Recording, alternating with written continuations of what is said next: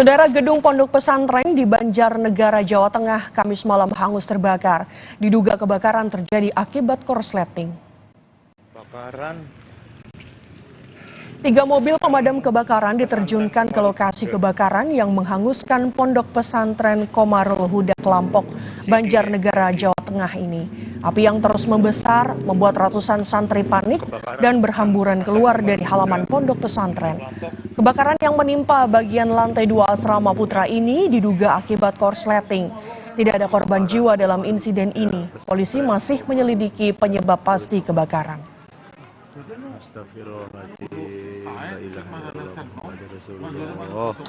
Kebakaran rumah saat ini sudah berhasil dipadamkan oleh tim. Situasi aman dan terkendali. Untuk korban sementara tidak ada, hanya kerugian material. Penyebab kebakaran sedang kami selidiki.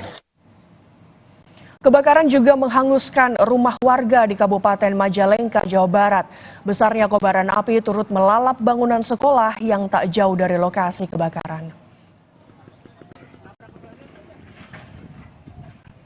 Kebakaran melanda rumah warga di Desa Jati 7, Kabupaten Majalengka, Jawa Barat pada Kamis malam.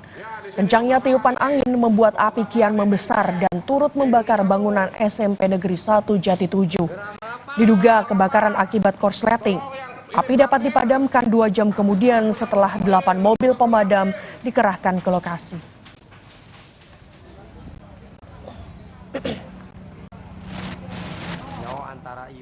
Saudara, pelaku penjambretan telepon seluler yang kerap mengincar anak-anak dibekuk oleh unit Jatantras Polrestabes Makassar, Sulawesi Selatan. Pelaku diketahui telah beraksi di 3 lokasi berbeda.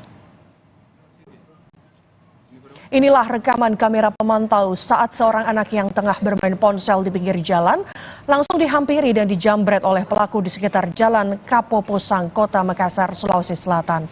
Pelaku yang beraksi seorang diri mengendarai motor langsung merampas ponsel korban, kemudian kabur. Meski sempat berusaha dikejar oleh korban, dari rekaman CCTV unit Jatantras Polrestabes Makassar, akhirnya dapat menangkap pelaku di Kecamatan Bontoala. Saat penangkapan, keluarga pelaku sempat histeris setelah mengetahui kejahatan yang dilakukan pelaku.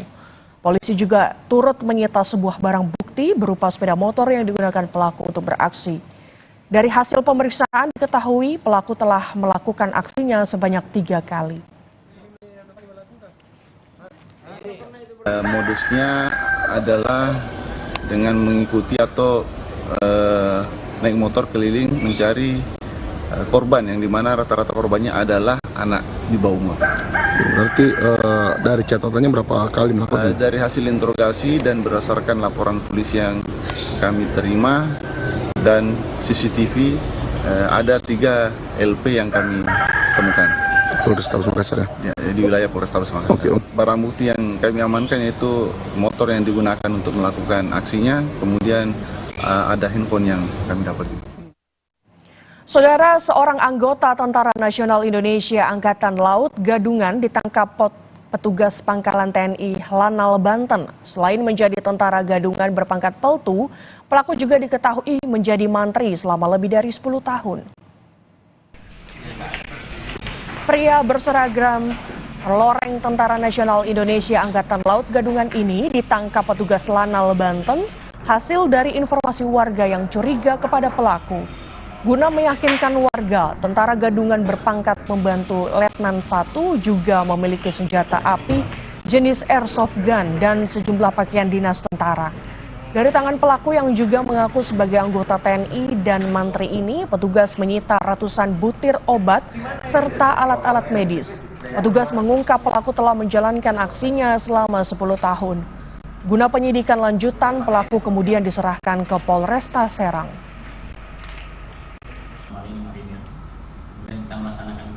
Bahwa selain sebagai identitas TNI palsu, juga diduga dia menggunakan obat-obatan itu sebagai mandiri, sebagai tenaga kesehatan.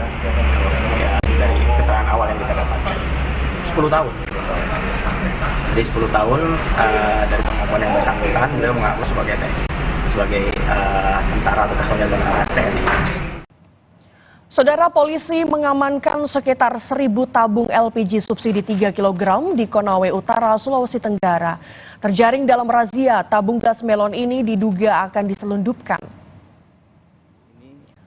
Polres Konawe Utara mengamankan barang bukti berupa 1.132 tabung LPG subsidi 3 kg pada Kamis kemarin. Tabung gas ini diduga akan dibawa keluar wilayah Sulawesi Tenggara melalui jalur darat. Selain itu, polisi mendapat 295 jerigen berisi bahan bakar minyak jenis Pertalite serta 7 buah jerigen berisi solar. Polisi belum menetapkan tersangka dan masih melakukan pengembangan atas dugaan tindak pidana ini. Melaksanakan razia 21 di depan Mako dan di beberapa titik di sepanjang jalur Trans Sulawesi, yang mana kami laksanakan kegiatan razia tersebut pada jam kecil, yaitu jam 3 sampai jam subuh sampai jam 6, dan kami dapatkan hasil yang mana dari kegiatan tersebut alhamdulillah ada 10 mobil yang dapat kami amankan. Saudara, maraknya aksi pencurian membuat warga di Kelurahan Cipare, Kota Serang, Banten mengadakan sayembara. Mereka akan memberikan hadiah uang jika ada yang berhasil menangkap pencuri.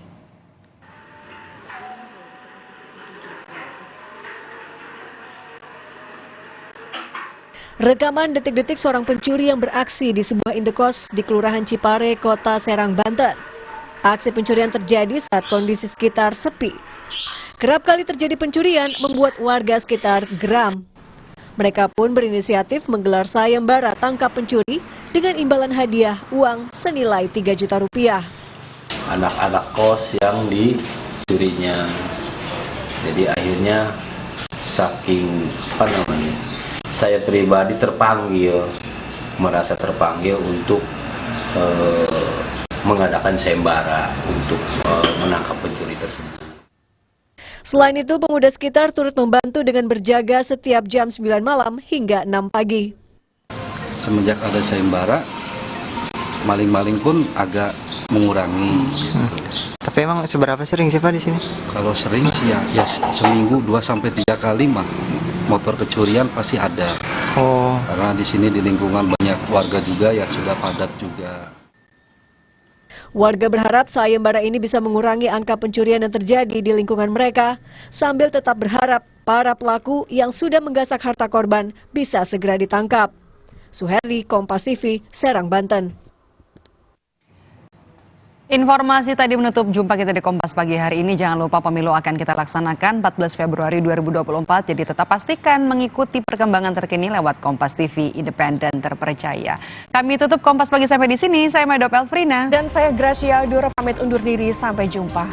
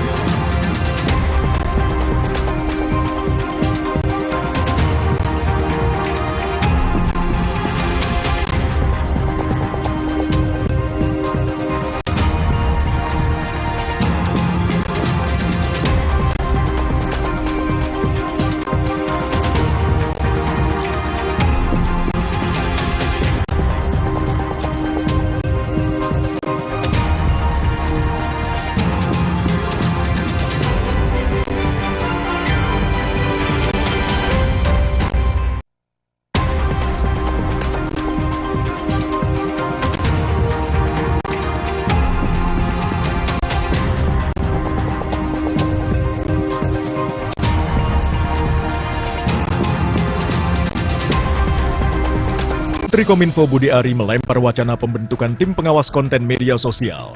Ada yang menyambut baik, namun ada pula yang menyuarakan kekhawatiran. Apalagi jika pembentukannya kelak membatasi ruang demokrasi dan kebebasan berekspresi.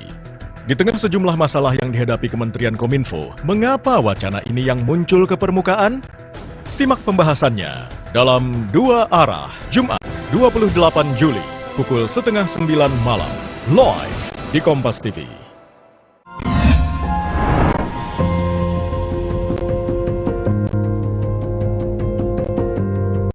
Kompas TV, Rumah Pemilu. Anggota Densus 88 tewas diduga tertembak seniornya. Keluarga korban meminta pengusutan kasus ini karena ada dugaan pelaku hendak menjual senjata api ilegal.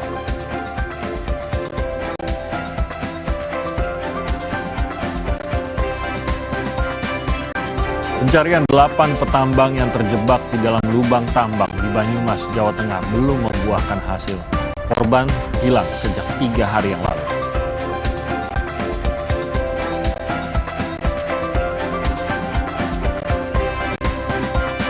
Polisi akan memeriksa 2 anak Panji Gumilang dan 6 pengurus Yayasan Al Zaitun hari ini. Pada pemanggilan pertama sebelumnya, ke-8 saksi tidak hadir.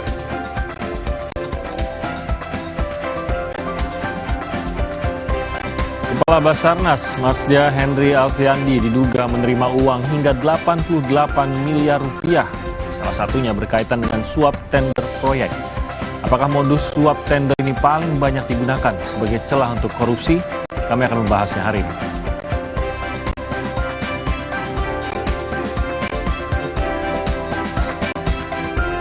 Agar UMKM tidak tergerus barang-barang impor yang lebih murah, pemerintah akan melarang platform media sosial dan e-commerce untuk menjual barang yang diproduksi sendiri.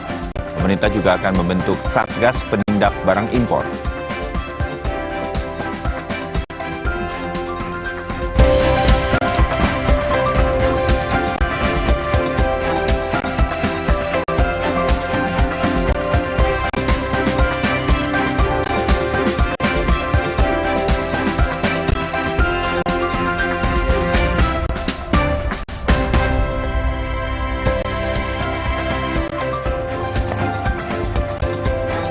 Selamat pagi, kita jumpa lagi di Sapa Indonesia Pagi. Hari ini hari Jumat 28 Juli 2023 dan Anda bersama kami berdua di penghujung pekan ini. Penghujung nggak ya? Masih ada Sabtu, masih ada Minggu ya? Penghujung hari kerja lah. Langsung weekendnya selesai begitu kan bulan Juli. Iya, oh iya betul ya, masuk ke Agustus nanti ya. Anda bersama kami, saya Timothy Marbun. Dan saya Bayu Sutiono. Kami memang agak selalu sedikit membahas, mungkin Anda juga merasakannya, betapa cepat 2023 ini ya. Iya, Kita betul. sudah di pertengahan tahun. Buat yang muda-muda belum terlalu paham, ini kecenderungan di atas usia 40 memang menghitung hari gini ya. Tampaknya begitu ya. Kalau Anda merasa yang sama, mungkin Anda seusia dengan kami. Nah, pagi hari ini kita akan sedikit membahas, dan kami jadikan tema dialog ya, Tim. Iya. Hari ini berkaitan dengan Kepala Basarnas yang sebentar lagi sebetulnya akan berakhir tahun 2023 ternyata menerima suap untuk proyek-proyek tender dan ini kemudian diketahui oleh KPK dan mengemuka. Hal-hal semacam ini yang juga mengundang perhatian termasuk dari Presiden Jokowi. Hari ini di Harian Kompas diangkat Presiden mengatakan harus hormati proses hukum dan sedikit ini pernyataannya disampaikan Presiden Jokowi kemarin sebelum berangkat ke Tiongkok. Ada teman-teman wartawan yang menanyakan, meminta komentar Presiden mengenai hal ini.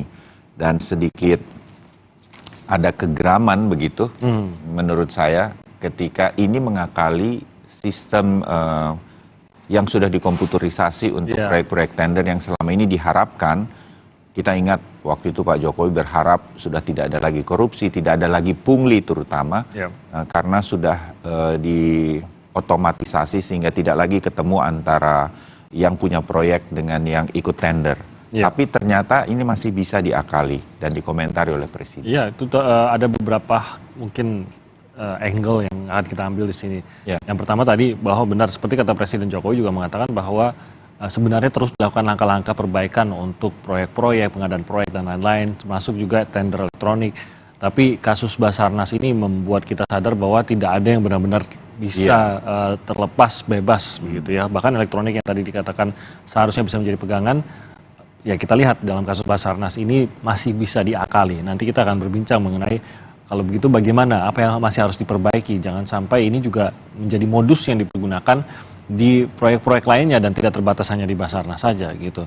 Jadi itu satu. Yang kedua ya tentu saja karena ini adalah proyek-proyek yang dipergunakan untuk bencana, sehingga ini yang membuat kasus ini lebih memprihatinkan lagi.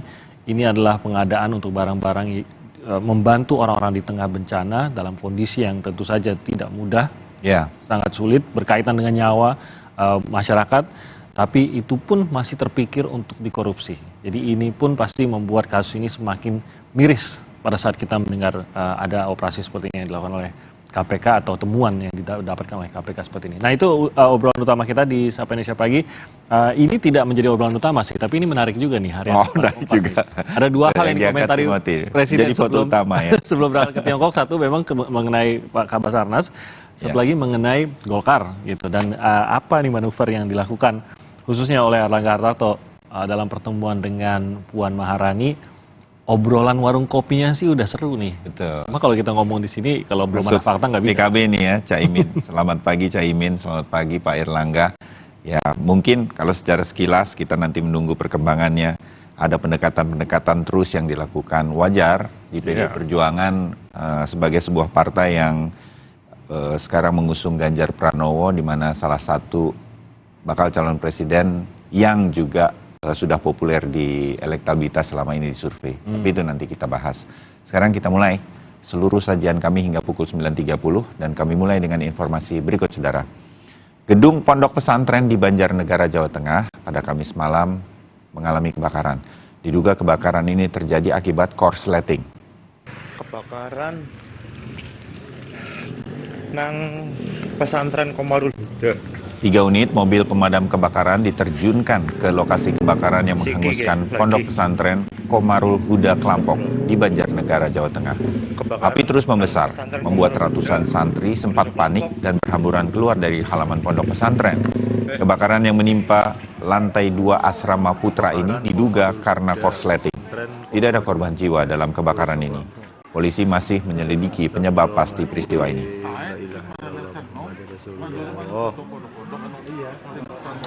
Kebakaran rumah saat ini sudah berhasil dipadamkan oleh tim. Situasi aman, tertib dan terkendali. Untuk korban sementara tidak ada, hanya kerugian material. Penyebab kebakaran sedang kami selidiki. Kebakaran juga menghanguskan rumah warga di Kabupaten Majalengka, Jawa Barat. Besarnya kobaran api turut melalap bangunan sekolah yang tidak jauh dari lokasi kebakaran. Kebakaran melanda rumah warga di Desa Jati 7, Kabupaten Majalengka. Kencangnya tiupan angin membuat api kian membesar dan akhirnya ikut membakar bangunan SMP Negeri 1 Jati 7. Diduga kebakaran juga akibat korsleting. Api akhirnya dapat dipadamkan 2 jam kemudian.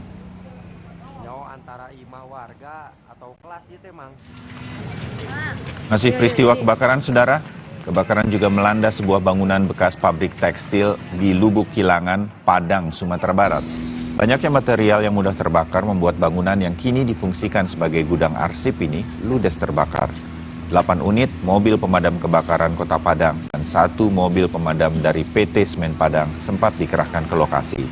Penyebab kebakaran masih diselidiki.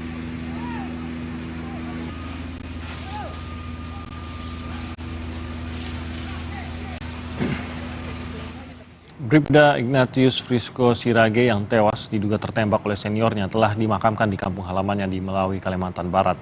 Jenazah dimakamkan dengan cara kedinasan Polri.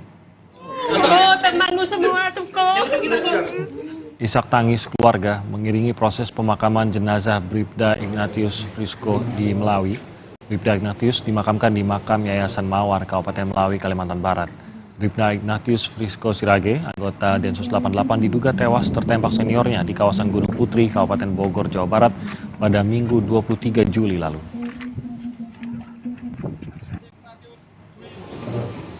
Keluarga Bribda Ignatius Dwi Frisco Sirage menyebut peristiwa ini diduga terjadi karena terduga pelaku hendak menjual senjata api yang diduga ilegal.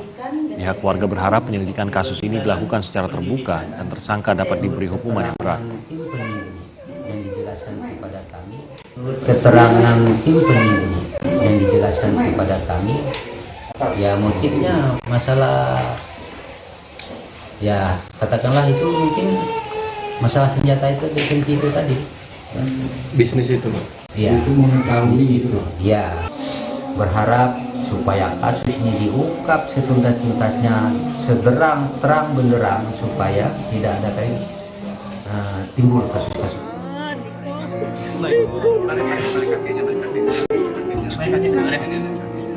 Kasus penembakan sesama anggota polisi kembali terjadi.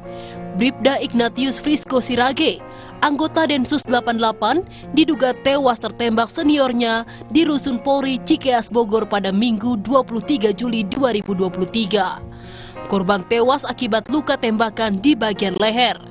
Keluarga Bribda Ignatius Dwi Frisco Sirage didampingi kuasa hukumnya meminta Mabes Polri terbuka dalam pengungkapan kasus tersebut.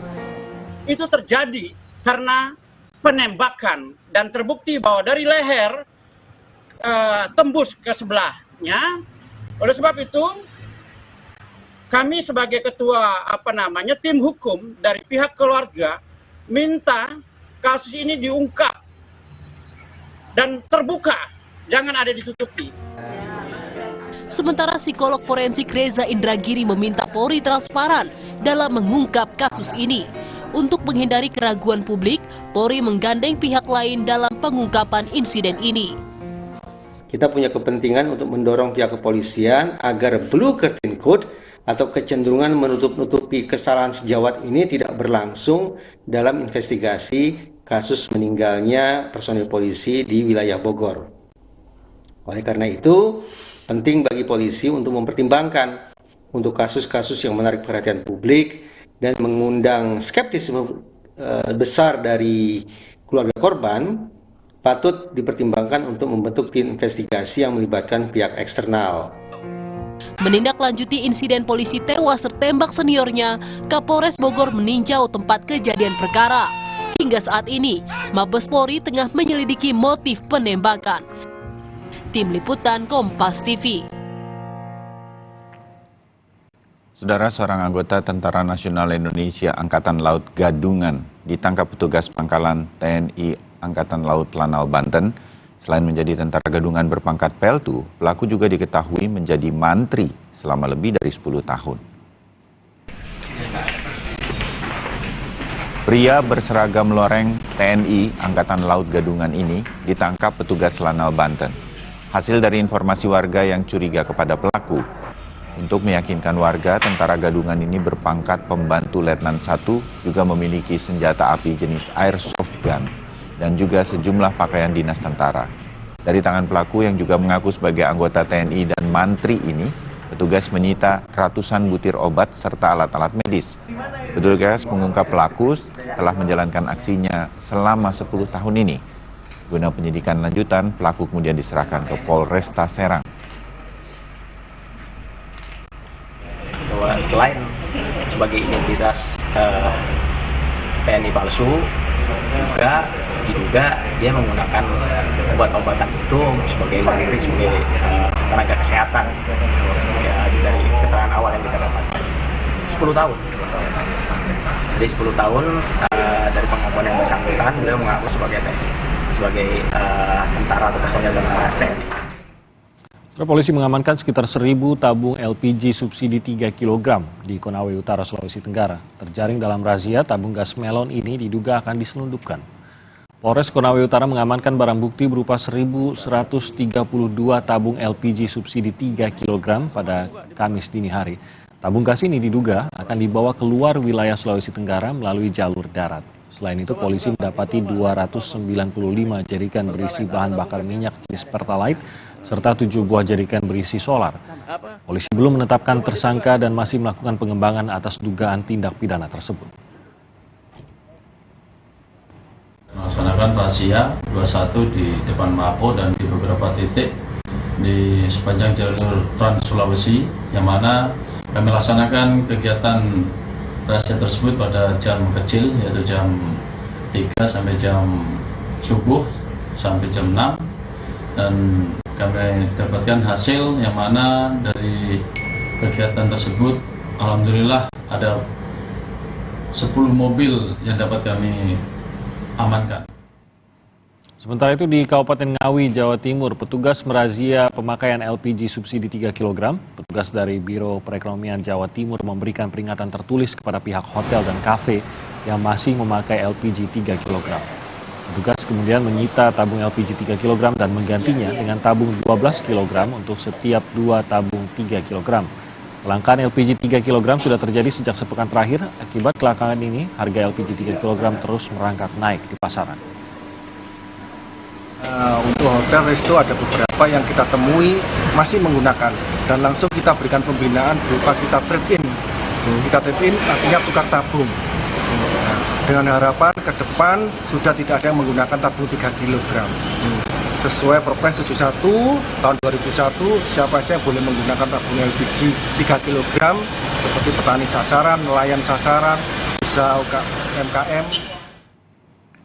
Saudara, video dua bocah yang meminta aparat hukum dan Presiden Jokowi untuk menangkap sang ayah yang telah membunuh ibu mereka tahun 2015 silam. Pelaku akhirnya dibekuk di wilayah Kabupaten Kapuas Hulu, Kalimantan Barat pada Rabu malam.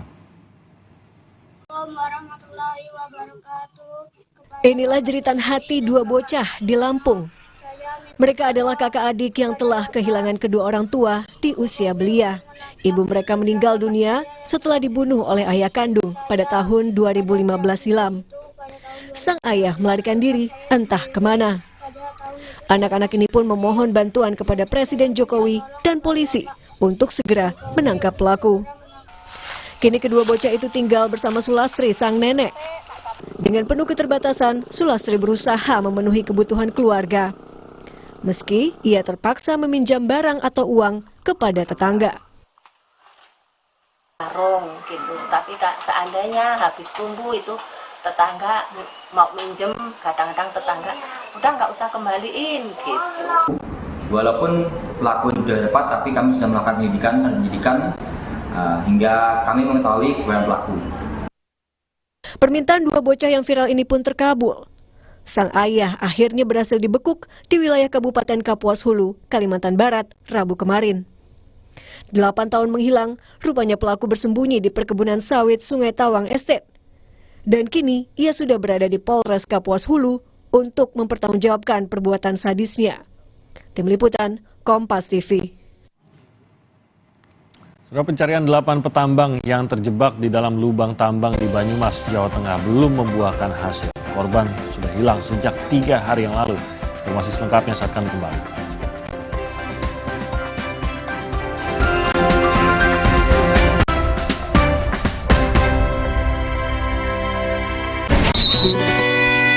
Gatal karena jamburan kutu air, mati kutu dengan Fungiderm.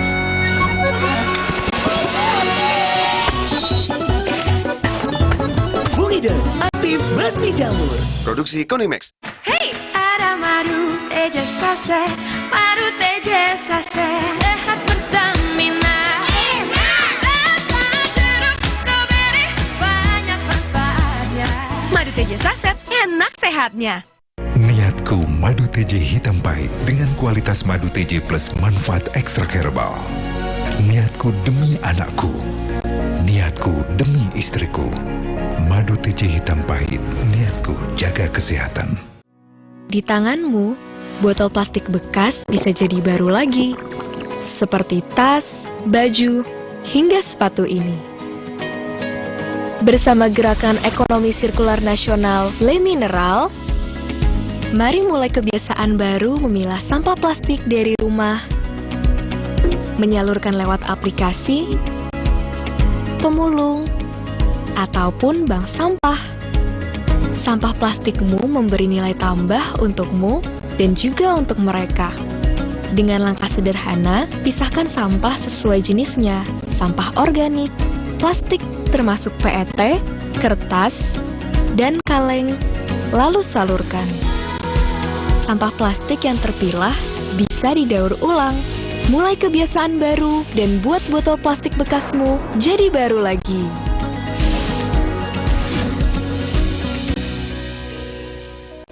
Ukong, bagus buat kesehatan. Baru, sudah muncul Natural Sari Kunyit Plus. Mini kapsulnya maksi khasiatnya. Dengan zat aktif kurkumin dan black pepper. Mudah ditelan, lebih cepat atasi masalah lambung. Daya tahan tubuh kuat. Sida muncul natural. Good health, better life. Inovasi baru dari Hotin. Hotin Go. Oles, go. Roll on, go. Pijat, go. Nggak sentuh langsung, nggak bikin tangan panas. Hotin Go. Hotnya in, langsung go. Hotin Go dilengkapi aplikator roll on dan pijat. Hentak agar krimnya turun. Oles, go. Roll on, go. Pijat, go. Nggak sentuh langsung, nggak bikin tangan panas. Demi mendapatkan sumber mata air terbaik, Le Mineral melakukan ratusan eksplorasi. Setiap tetesnya mengandung mineral esensial seimbang yang penting untuk tubuh, galon yang selalu baru, dan bebas BPA. Inilah komitmen Le Mineral. Bareng tiket.com, liburanku selalu jadi yang terindah. Banyak pilihan hotel, villa favorit, dan tiket pesawat kemanapun. Promonya melimpah, tiket.com jamin harga termurah. Dapatkan tiketmu sekarang. Minum Renovit, dilengkapi dengan 12 vitamin dan 13 mineral, siap bantu jaga kesehatan tubuh. Siapkan Renovit, siapkan dirimu selalu. Renovit, siap jaga kesehatan. Produksi Konimax.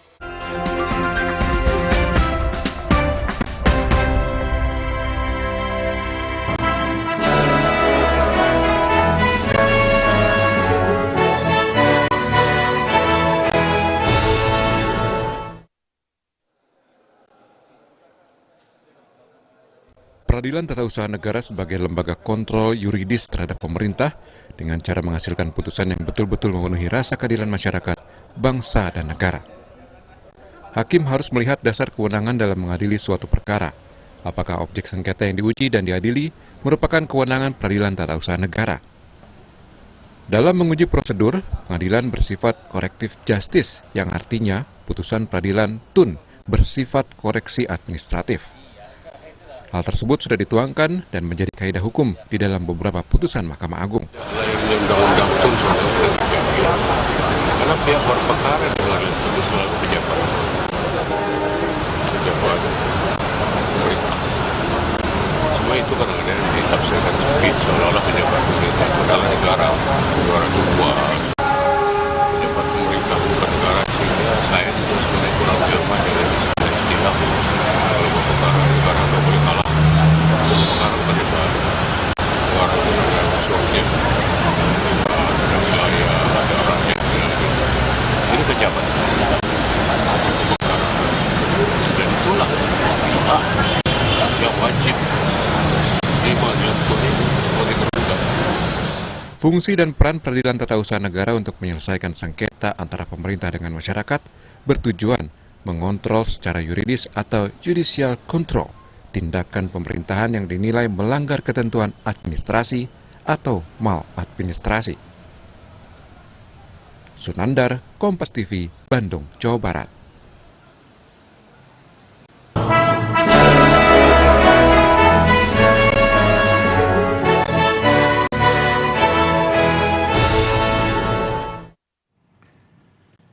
Saudara, upaya evakuasi terhadap 8 petambang yang masih terjebak dalam lubang tambang yang tergenang air di Banyumas, Jawa Tengah belum membuahkan hasil.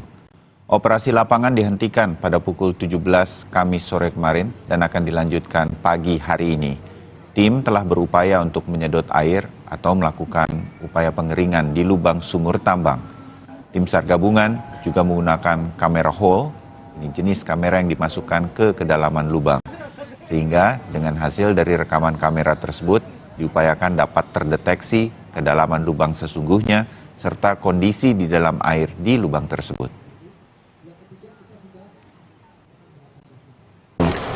Besok akan kita lanjutkan lagi, namun untuk proses penyedotan air terus berjalan 24 jam. Kita tidak selesai, nanti shifting dari tim SAR gabungan akan melaksanakan penjagaan proses penyedotan air. Namun untuk proses penambalan resapan, proses-proses lainnya akan kita hentikan di jam 5 sore. Gubernur Jawa Tengah Ganjar Pranowo meminta kepada semua pemerintah daerah untuk mendata aktivitas penambangan. Hal ini untuk mengantisipasi adanya musibah di areal pertambangan seperti yang saat ini sedang terjadi di Banyumas. Ganjar menegaskan saat ini operasi penyelamatan masih terus berlangsung. Sudah dicek, sekarang lagi dilakukan operasi ya, mudah-mudahan ada hasil yang bagus, tapi kita pantau terus. Sekaligus ini menjadi peringatan kepada semuanya berkaitan dengan tantangan, tolong betul-betul untuk menyiapkan segala sesuatunya dan menyampaikan izinnya. Kalau kemudian tanpa izin, segala sesuatu akan bisa terjadi seperti ini. Inilah yang dilakukan oleh petugas tim SAR gabungan. Mereka menurunkan kamera hall untuk mendeteksi dan memberi gambaran kondisi di dalam lubang tambang. Kemampuan kamera yang dapat beroperasi di dalam air juga akan memberi gambaran nyata seberapa dalam lubang tambang serta apakah berkelok atau tidak. Hal ini penting demi menentukan langkah yang akan diambil para petugas untuk menyelamatkan para korban. Kamera hall, bor kamera hall. Alat ini cara kerjanya akan mengambil gambar posisi sumuran persis di bawah yang dihubungkan kemudian dengan monitor di sana. Saya akan mengusulkan untuk ditutup ya kepada provinsi atau pemerintah pusat. Sebelumnya 8 petambang emas ilegal di Desa Pancurendang, Banyumas, Jawa Tengah hilang setelah terjebak di dalam lubang tambang Selasa malam. Diduga terjadi kebocoran air dari lubang tambang di sebelah TKP sehingga 8 petambang itu terjebak. Pada Rabu pagi, petugas berupaya menyedot air dalam lubang yang diperkirakan setinggi 15 meter. Selain itu, kondisi lubang yang sempit juga menyulitkan proses evakuasi. Dan hingga Kamis siang, belum ada pekerja tambang yang berhasil ditemukan. Bayu Sasongko, Kompas TV, Banyumas, Jawa Tengah. Dan saudara, perkembangan terkini mengenai upaya pencarian terhadap korban di sebuah tambang di Banyumas ini akan segera dilaporkan jurnalis Kompas TV Bayu Sasongko. Bayu, selamat pagi. Cara apa lagi yang akan dipakai oleh tim SAR gabungan dalam upaya untuk mencari para korban yang direncanakan akan berlanjut hari ini? Laporan Anda. Ya, selamat pagi Bayu dan juga saudara. Dapat kami laporkan bahwa upaya pencarian masih terus dilakukan oleh tim gabungan dari Basarnas, TNI, Polri, dan BPBD Kabupaten Banyumas terkait 8 penambang yang terjebak dalam lubang tambang ini. Dari informasi yang kami dapat, untuk hari ini akan dilakukan penyedotan atau pengeringan pada sumur-sumur di sekitar sumur utama yang menjadi lokasi peristiwa. Karena diduga sumur-sumur tersebut juga menjadi resapan ya, air masuk ke dalam sumur yang menjadi lokasi terjadinya perkara. Selain itu, sumur yang diduga menjadi pusat kebocoran dan menggenangi sumur utama tersebut juga akan dilakukan penyedotan. Dan informasi lain yang kami dapat juga bahwa akan ada tim penyelam yang disiagakan untuk hari ini. Dan manakala nantinya kondisi telah dinyatakan aman, tim penyelam akan diturunkan. Namun begitu kalau kondisi belum dinyatakan aman, tim penyelam juga belum akan diturunkan ke dalam lokasi tambang tersebut, Bayu. Ya, kita bisa membayangkan bagaimana kesulitan-kesulitan yang dialami oleh tim SAR gabungan. Sampai 3 hari terakhir ini, apakah karena Anda meliput di lokasi seperti saat ini, adakah tanda-tanda bahwa mereka memberikan sinyal atau sesuatu yang mungkin bisa menjadi tanda-tanda bahwa para korban masih ada kemungkinan selamat, atau dari para pekerja tambang yang lain bahwa ada titik-titik di mana di dalam tambang ini sebetulnya mereka bisa berlindung dari kemungkinan bahwa tambang ini tertutup oleh air, Bayu? Iya, segala kemungkinan bisa saja terjadi, Bayu. Namun demikian, setelah 3 hari tergenang di dalam sumur yang berdiameter sangat sempit dan dalam kedalaman, kalau menurut informasi dari Basarnas sendiri, mereka terjebak dalam kedalaman sekitar 45 meter di bawah tanah dan juga tergenang air. Dan kedalaman sumur tambang sendiri diperkirakan mencapai 60 sampai 70 meter di bawah tanah, Bayu. Namun demikian, kita berharap semoga yang terbaik atau untuk para tambang yang terjebak ini dapat diusahakan oleh tim gabungan tersebut, Bayu. Demikian juga harapan kita mewakili para keluarga korban yang tentu berharap para korban bisa segera ditemukan. Kita doakan upaya tersebut bisa berhasil hari ini atau ada tanda-tanda yang lebih baik. Bayu Sasongko, terima kasih Anda melaporkan dari Banyumas, Jawa Tengah. Dan saudara, kami masih akan melanjutkan Sapa Indonesia Pagi dengan segmen dialog. Sebentar lagi Timothy Marbun akan memandu dialog Sapa Indonesia Pagi hari ini. Temanya mengenai Kepala Basarnas Marsdia Henry Alfiandi yang diduga menerima uang hingga 88 miliar rupiah. Salah satunya berkaitan dengan suap tender proyek. Apakah modus suap tender seperti ini juga paling banyak digunakan dan menjadi celah untuk korupsi? Kami segera kembali.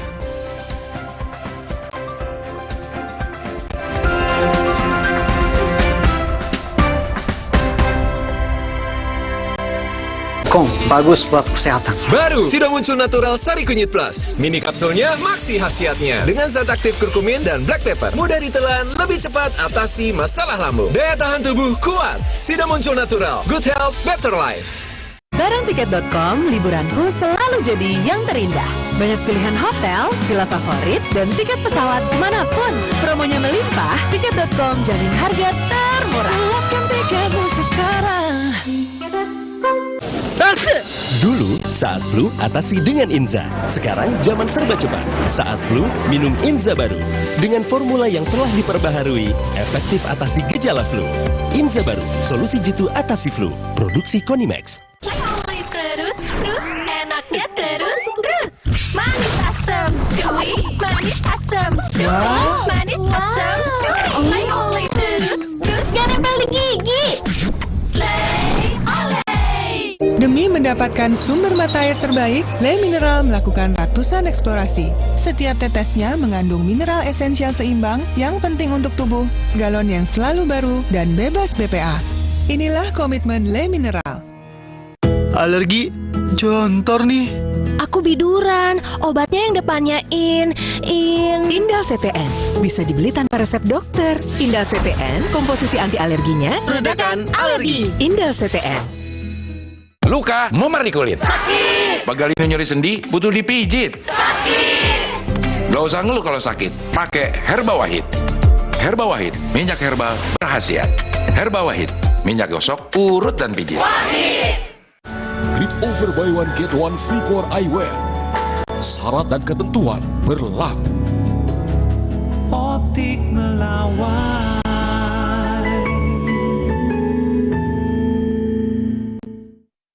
Dunia terus berputar.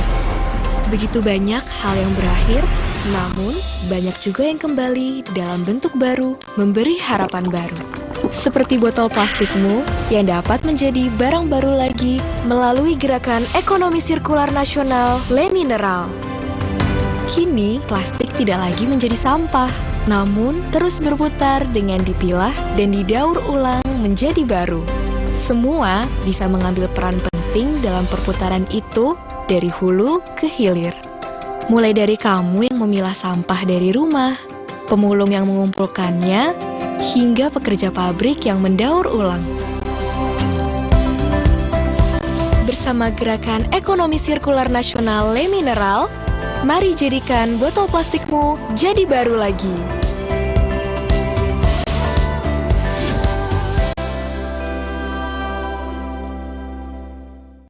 Minum Renovit, dilengkapi dengan 12 vitamin dan 13 mineral, siap bantu jaga kesehatan tubuh. Siapkan Renovit, siapkan dirimu selalu. Renovit, siap jaga kesehatan. Produksi Konimax. Bareng Tiket.com, liburanku selalu jadi yang terindah.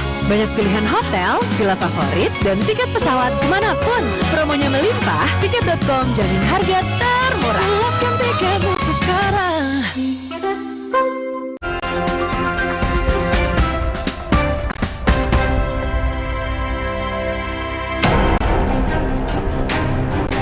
KPK menetapkan 5 orang tersangka kasus korupsi suap pengadaan tahun anggaran 2021-2023 di Basarnas. Salah satunya ialah Kabasarnas periode tersebut, Marsdia Henry Alfiandi. Marsdia Henry diduga menerima uang dengan total 88,3 miliar rupiah dari sejumlah vendor sebagai pelicin agar bisa memenangkan tender proyek pengadaan periode 2021-2023. Diduga HA bersama dan melalui ABC mendapatkan nilai suap dari beberapa proyek di Basarnas tahun 2021 hingga 2023 sejumlah sekitar 88,3 miliar dari berbagai vendor pemenang proyek, dan hal ini akan didalami lebih lanjut oleh tim gabungan penyidik KPK bersama dengan tim penyidik Puspom Mabes TNI. Merespon hal ini, Presiden Joko Widodo menegaskan proses hukum harus dihormati. Selama ini, pemerintah terus memperbaiki sistem pengadaan barang dan jasa di kementerian dan lembaga, termasuk dengan e-katalog.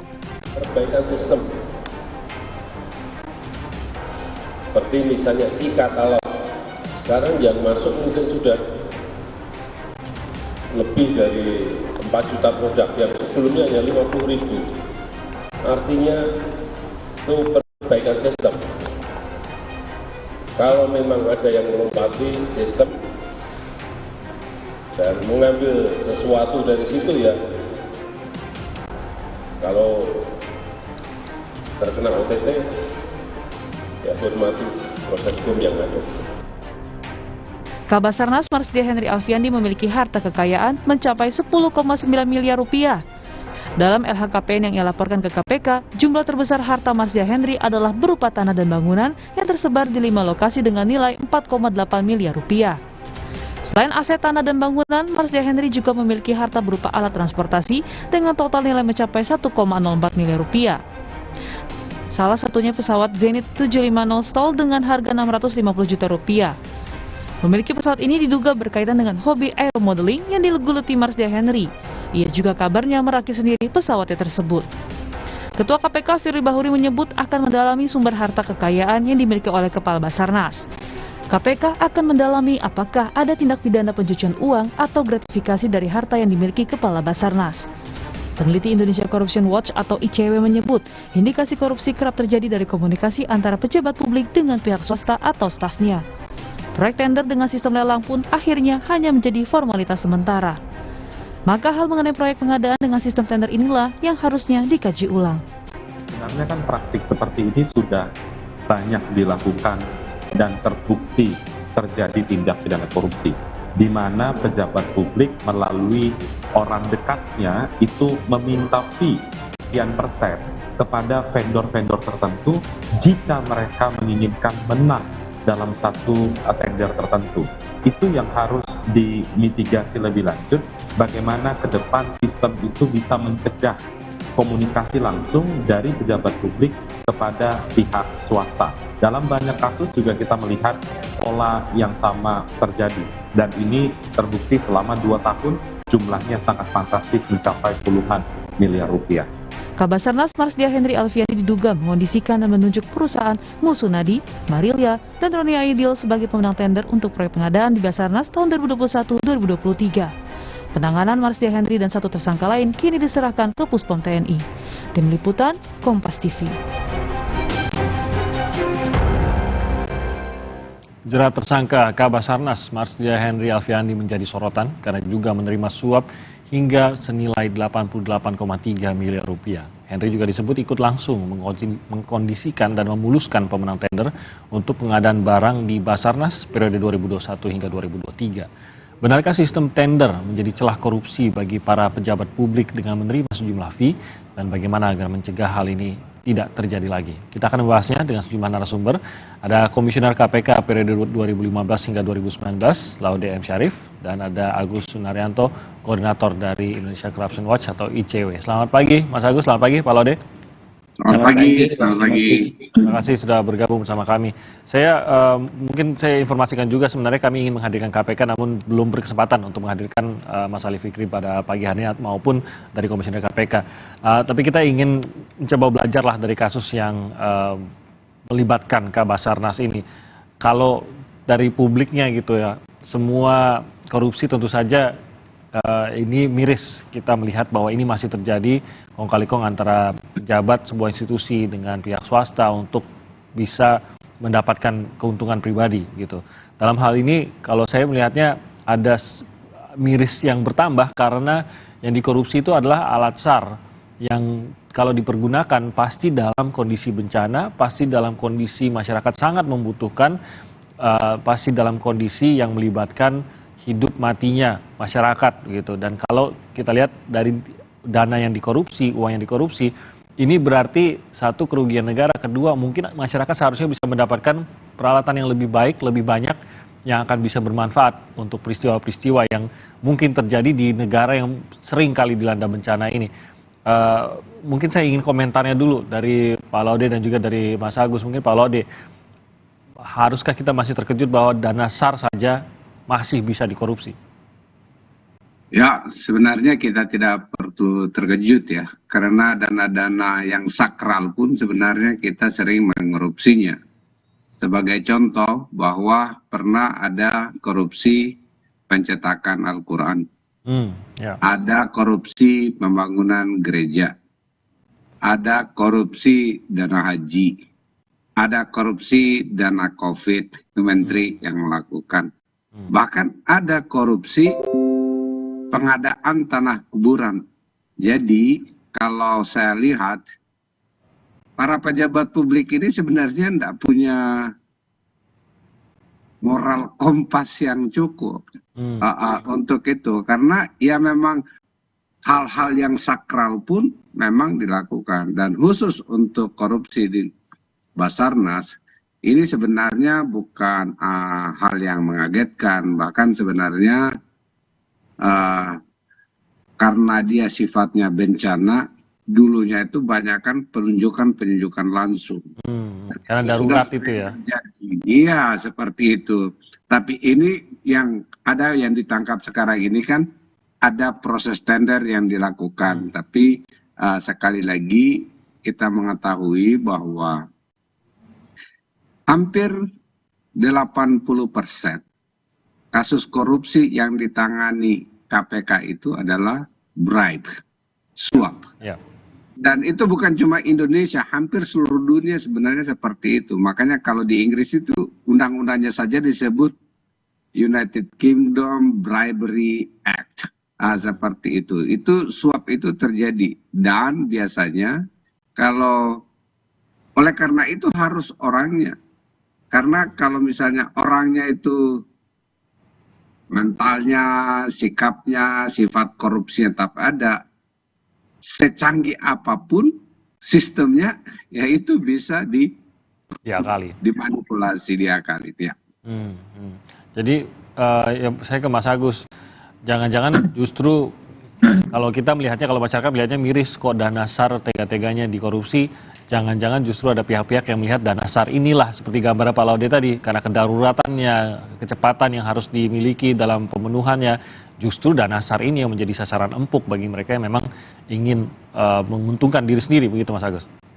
Ya, saya sepakat dengan apa yang disampaikan oleh Bang Laude tadi. Memang dalam situasi di Indonesia yang tingkat kerawanan kebencanaannya itu tinggi, seringkali pendekatan penunjukan langsung karena situasi darurat dan lain-lain itu sering dilakukan.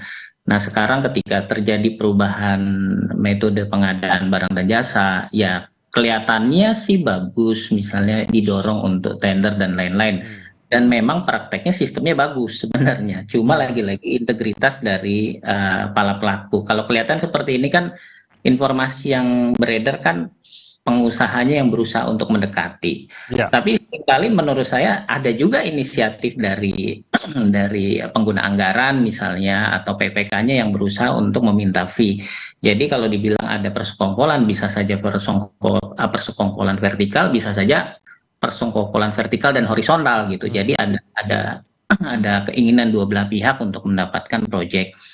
Dan dampaknya tentu lagi-lagi adalah kepada masyarakat, karena kalau bicara soal teknologinya, ketika sudah ada biaya yang dikeluarkan untuk praktek suap atau praktek korupsi, pastinya kan akan berimbas pada kualitas dari alatnya. Bisa saja kalau misalnya alat yang digunakan untuk mendeteksi korban bencana yang berada dalam bongkahan runtuhan misalnya, seharusnya dengan barang yang baik bisa terdeteksi, tapi karena barangnya abal-abal karena sudah dikorupsi akhirnya tidak terdeteksi, akhirnya masyarakat tidak bisa terselamatkan.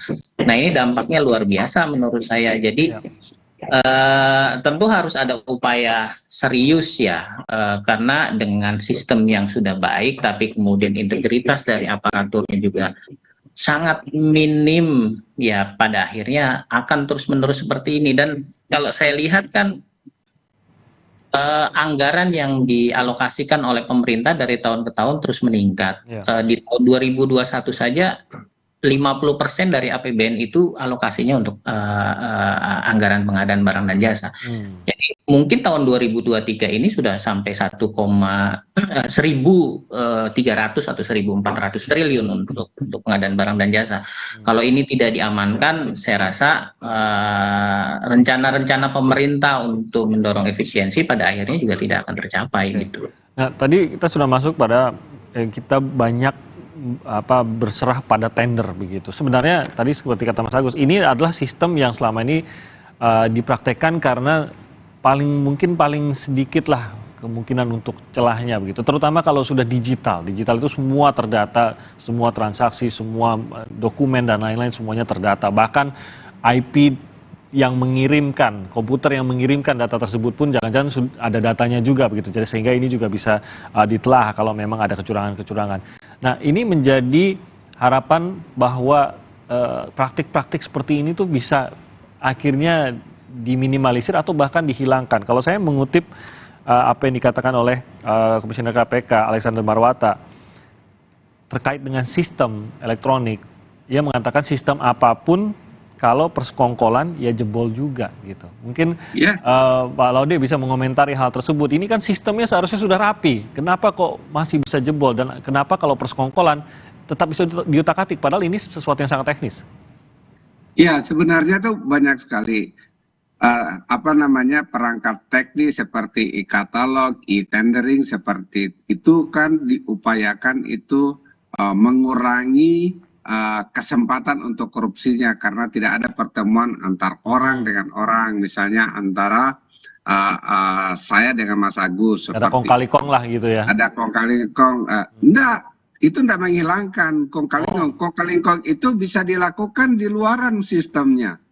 Misalnya, ya tolong ini, misalnya saya kenal teman-teman di Kompas seperti itu. Yes, itu bisa dilakukan di warung kopi. Itu yang pertama. Yang kedua adalah para pelaku pengusaha juga itu kadang mereka bekerja sama. Misalnya, oke, saya mau menang dulu yang ini ya, nanti tender berikutnya kamu. Jadi mereka mengatur, kan biasanya kecenderungannya itu adalah harga yang paling murah yang dimenangkan. Itu bisa diatur, itu sistem nggak bisa melawan itu. Oleh karena ini antar pesaingan, antar pesaing tendernya sendiri ya, antar perusahaan pesaing. Antar pesaingnya sendiri seperti itu.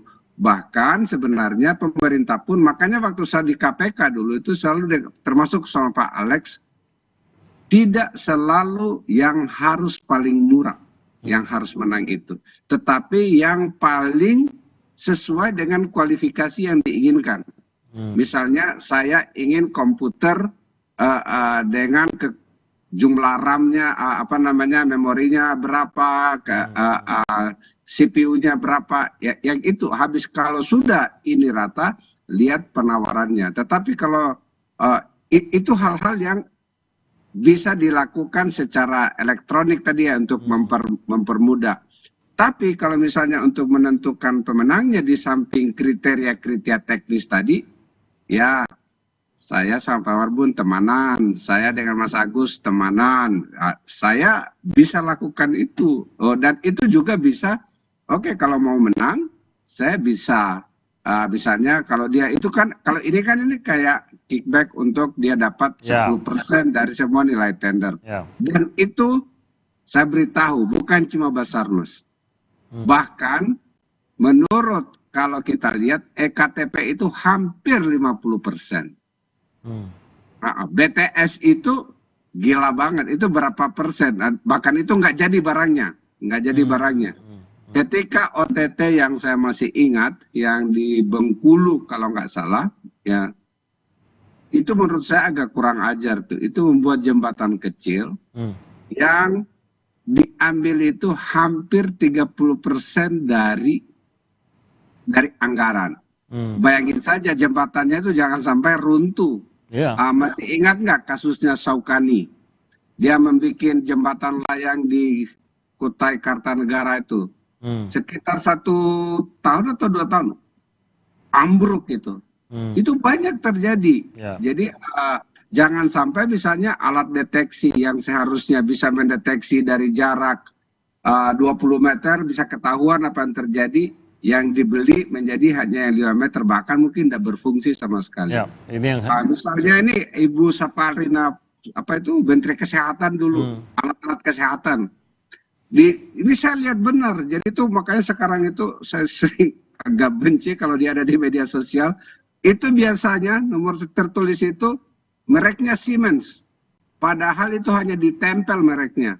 Yang itu adalah buatan China, harganya beda sekali. Jadi tapi di laporannya ikuti merek yang mahal gitu ya. Ditempelin seperti itu. Jadi ini cross the board dari dari Aceh sampai Papua. Dan itu hampir di semua pengadaan. Jadi kalau 10% itu biasa. Belum yang terburuk lah, 10% bahkan ya. Ya itu yang mirisnya di situ justru kita. Iya di situ. 10% bahkan ada yang berani lebih dari itu. Tapi saya kembali ke Mas Agus. Saya kembali kepada kita berharap pada digitalisasi proses pengadaan barang bisa menghilangkan praktik-praktik tersebut. Bingung kita jadi ya Mas Agus. Kalau begitu kita harus berpegangan pada apa? Kalau kita berpegangan pada kebijakan manusia untuk menentukan, karena tadi kan ada pertimbangan tuh seperti kata Pak Laude, bukan masalah yang paling murah langsung ditembuskan, tapi yang terbaik yang sesuai. Itu kan kalau pertimbangan manusia tetap saja bisa korup kalau memang ada hal-hal unsur-unsur yang menguntungkan diri sendiri yang ditawarkan pada dirinya. Oke, kita serahkan pada mesin, tapi ternyata mesin pun masih bisa diakali juga untuk manusia. Jadi apa dong jalan keluarnya? Apalagi kalau tadi Mas Agus, tadi Pak Laude mengatakan ini sebenarnya bukan satu kasus diyakini, bahkan bukan satu lokasi. Jangan-jangan dari ujung ke ujung di Indonesia ini praktik-praktik yang terjadi dalam level mungkin kecil dan besarnya berbeda gitu Mas Agus. Kita harus berpegangan pada apa kalau begitu? Mas Agus, maaf belum terdengar suaranya, mungkin masih di mute. Ya, mohon maaf.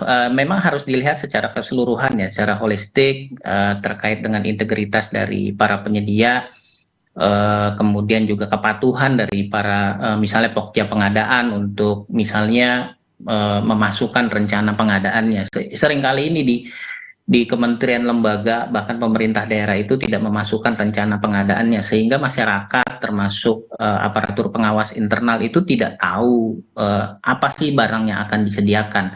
Ketika besok mau ada tender baru diposting tuh, sehingga masyarakat tidak tahu. Itu kesengajaan apa lalai itu kalau kayak gitu? Ini kesengajaan menurut saya sih, kesengajaan, karena ketika bicara soal rencana umum pengadaan kan nanti muncul tuh berapa alokasi anggaran yang akan ditetapkan gitu.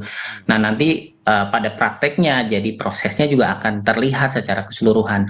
Nah persoalannya seringkali juga tidak patuh seperti itu. Belum lagi ketika proses berjalan sudah ada seperti yang tadi Bang Laude bilang, ada pengkodisian. Kami sendiri di ICW misalnya pernah juga menerima laporan dari salah satu orang yang mengaku dirinya broker misalnya, bahwa Pak itu pengadaan secara elektronik sebenarnya formalitas saja, karena sebelumnya sudah ada pertemuan kami dengan kepala daerah untuk menentukan proyek-proyek mana yang akan dimenangkan, proyek mana yang akan dilakukan, siapa pemenangnya. Jadi dalam tanda kutip ada kayak seperti arisan gitu, nanti pengadaan akan dilakukan sekarang oleh penyedia ini, yang menang besok gantian begitu. Tapi tetap akan ada pemberian fee seperti itu.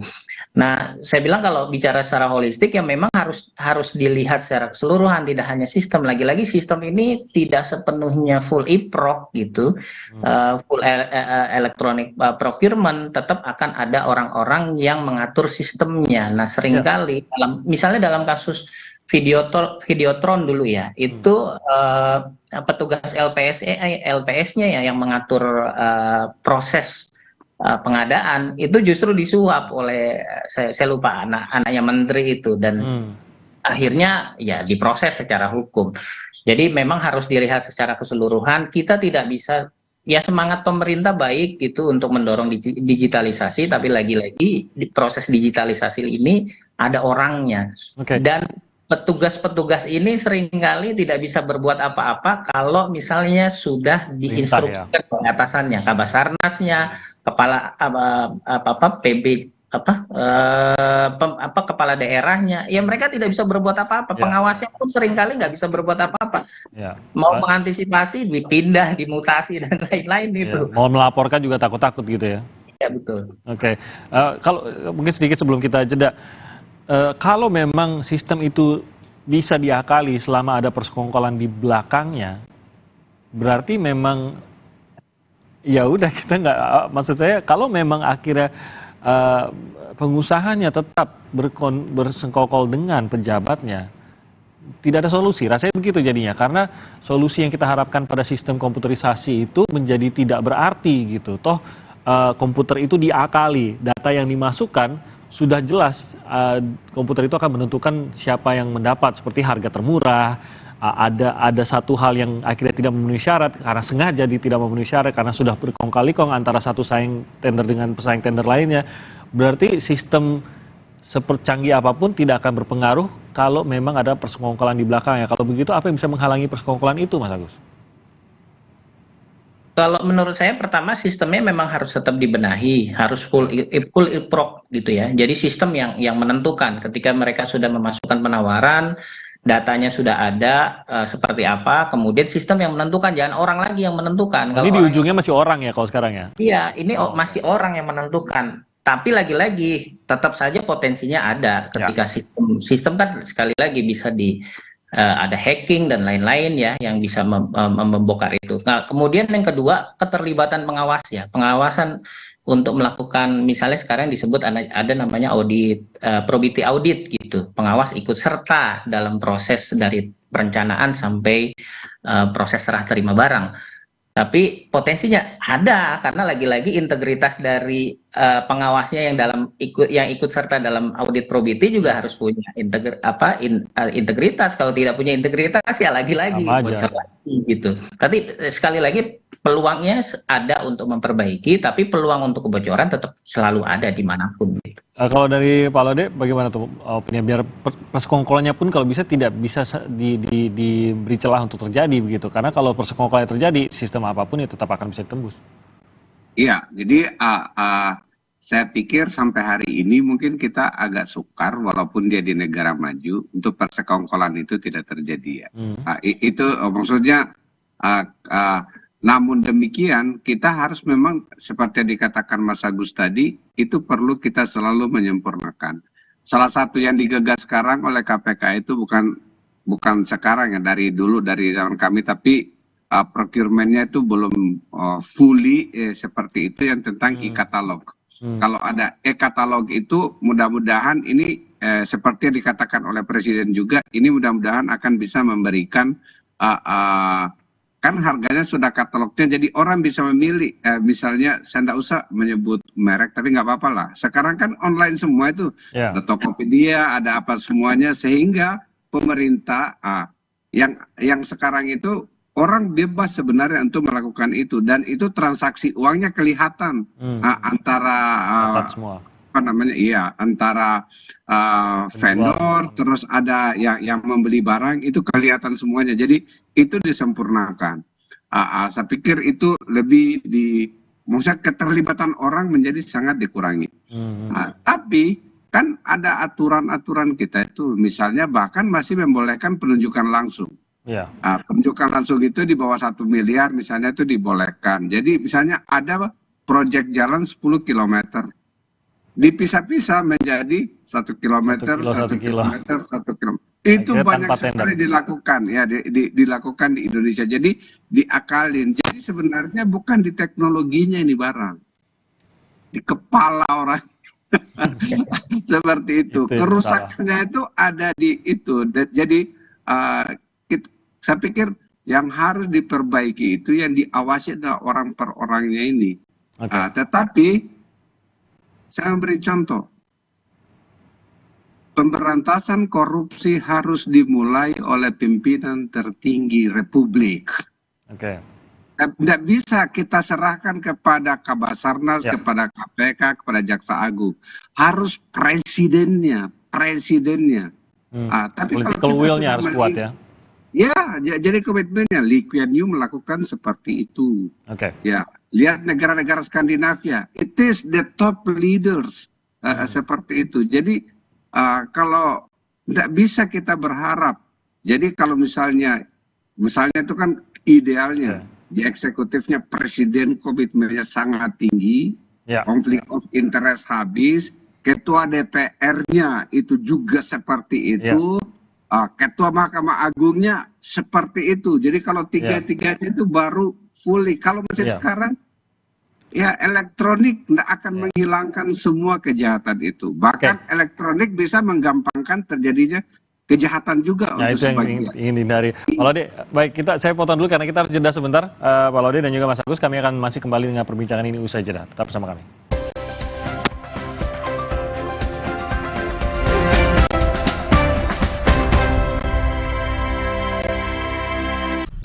Susah nutup, gampang nutup. Susah mati, gampang mati. Kansai Properti dengan teknologi Jepang, ngecat jadi gampang, hasilnya bikin tenang. Dari Kansai Paint. Untuk kayu dan besi, percayakan cat Kansai Eftalin. Teknologi Kansai Paint Jepang. Tangguh hadapi tantangan sulit. Warnanya dari tahun ke tahun tetap terjaga. Kansai Eftalin. Dari Kansai Paint.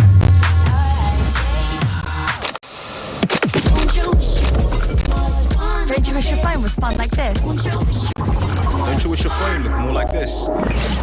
Don't you wish your phone could flex like this? Don't you wish your phone could fit in here? Don't you? Samsung Galaxy Z Fold 5 and Z Flip 5. Pre-order now.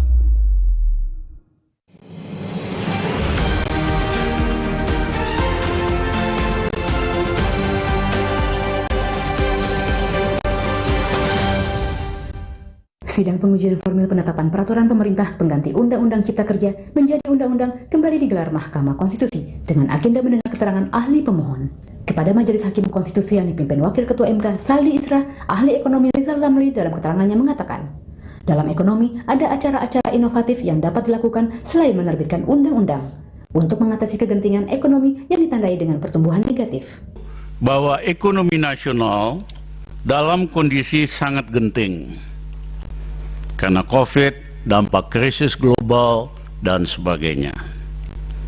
Alasan ini terlalu mengada-ada, karena faktanya ekonomi Indonesia 2020-2003 tumbuh sekitar 5%. Terhadap keterangan itu, Hakim Konstitusi Daniel Yusmik melakukan pendalaman dengan pertanyaan bagaimana makna krisis darurat ataupun genting dari perspektif ekonomi. Nah, mungkin Pak Rizal ahli bisa memberikan ya mungkin keterangan tertulis kalau tidak sekarang dari perspektif ekonomi, walaupun tadi sudah diuraikan ya, itu adakah perbedaan antara keadaan bahaya, darurat, krisis, dan genting? Ini pertanyaan ini sangat relevan karena sidang hari ini adalah persoalan pengujian formil, tidak masuk pada substansi, walaupun tadi kami nangkap bahwa substansi yang diangkat itu oleh ahli berkesimpulan tidak ada situasi krisis atau genting. Ilham Wiryadi, Hamdi, MKTV News melaporkan. Ukong, bagus buat kesehatan. Baru, sudah muncul Natural Sari Kunyit Plus. Mini kapsulnya maksi khasiatnya. Dengan zat aktif kurkumin dan black pepper. Mudah ditelan, lebih cepat atasi masalah lambung. Daya tahan tubuh kuat. Sudah muncul Natural. Good health, better life. Dulu, saat flu, atasi dengan Inza. Sekarang, zaman serba cepat. Saat flu, minum Inza baru. Dengan formula yang telah diperbaharui, efektif atasi gejala flu. Inza baru, solusi jitu atasi flu. Produksi Konimax. Minum Renovit, dilengkapi dengan 12 vitamin dan 13 mineral, siap bantu jaga kesehatan tubuh. Siapkan Renovit, siapkan dirimu selalu. Renovit, siap jaga kesehatan. Produksi Konimax. Demi mendapatkan sumber mata air terbaik, Le Mineral melakukan ratusan eksplorasi. Setiap tetesnya mengandung mineral esensial seimbang yang penting untuk tubuh, galon yang selalu baru, dan bebas BPA. Inilah komitmen Le Mineral.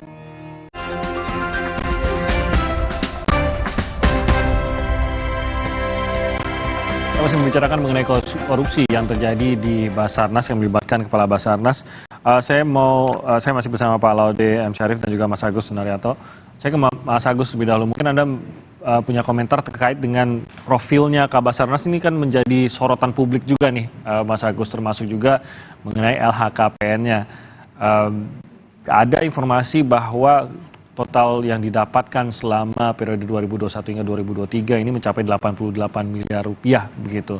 Sementara kalau kita lihat dengan LHKPN-nya kan ini saja sebenarnya sudah cukup besar, sekitar 10 miliar rupiah gitu. Adakah yang mungkin menjadi perhatian ICW dari laporan maupun perbandingan dengan data yang mungkin dimiliki oleh ICW?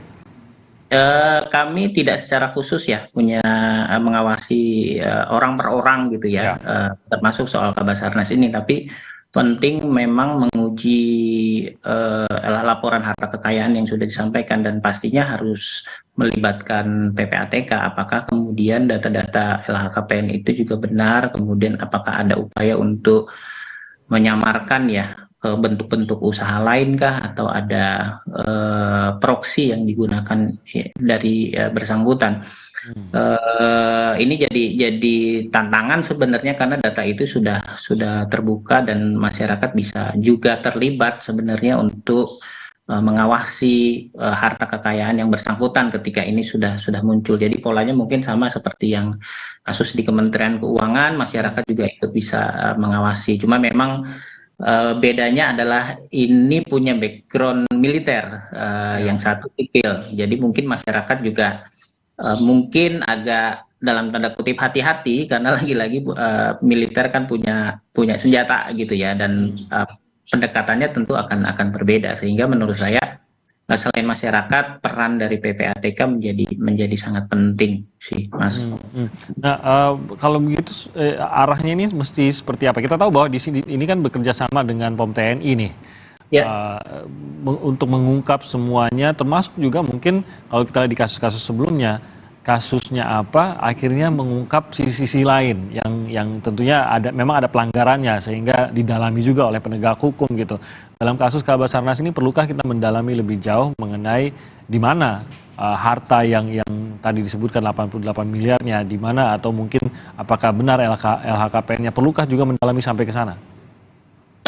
Kalau menurut saya sih perlu ya, tapi mungkin nanti Bang Laude bisa lebih detail ya. Pastinya kan harus dilihat dari profil dari Kabasarnas ini sendiri.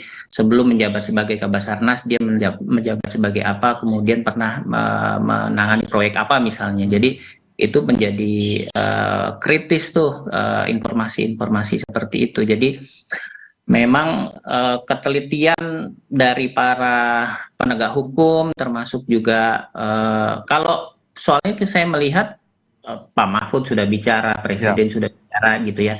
Artinya sebenarnya dari sisi komitmen untuk penegakan hukum ini yang dilakukan oleh KPK sudah di backup gitu ya. Walaupun dari sisi pernyataan. Jadi jangan terlalu khawatir walaupun yang bersangkutan adalah punya background militer.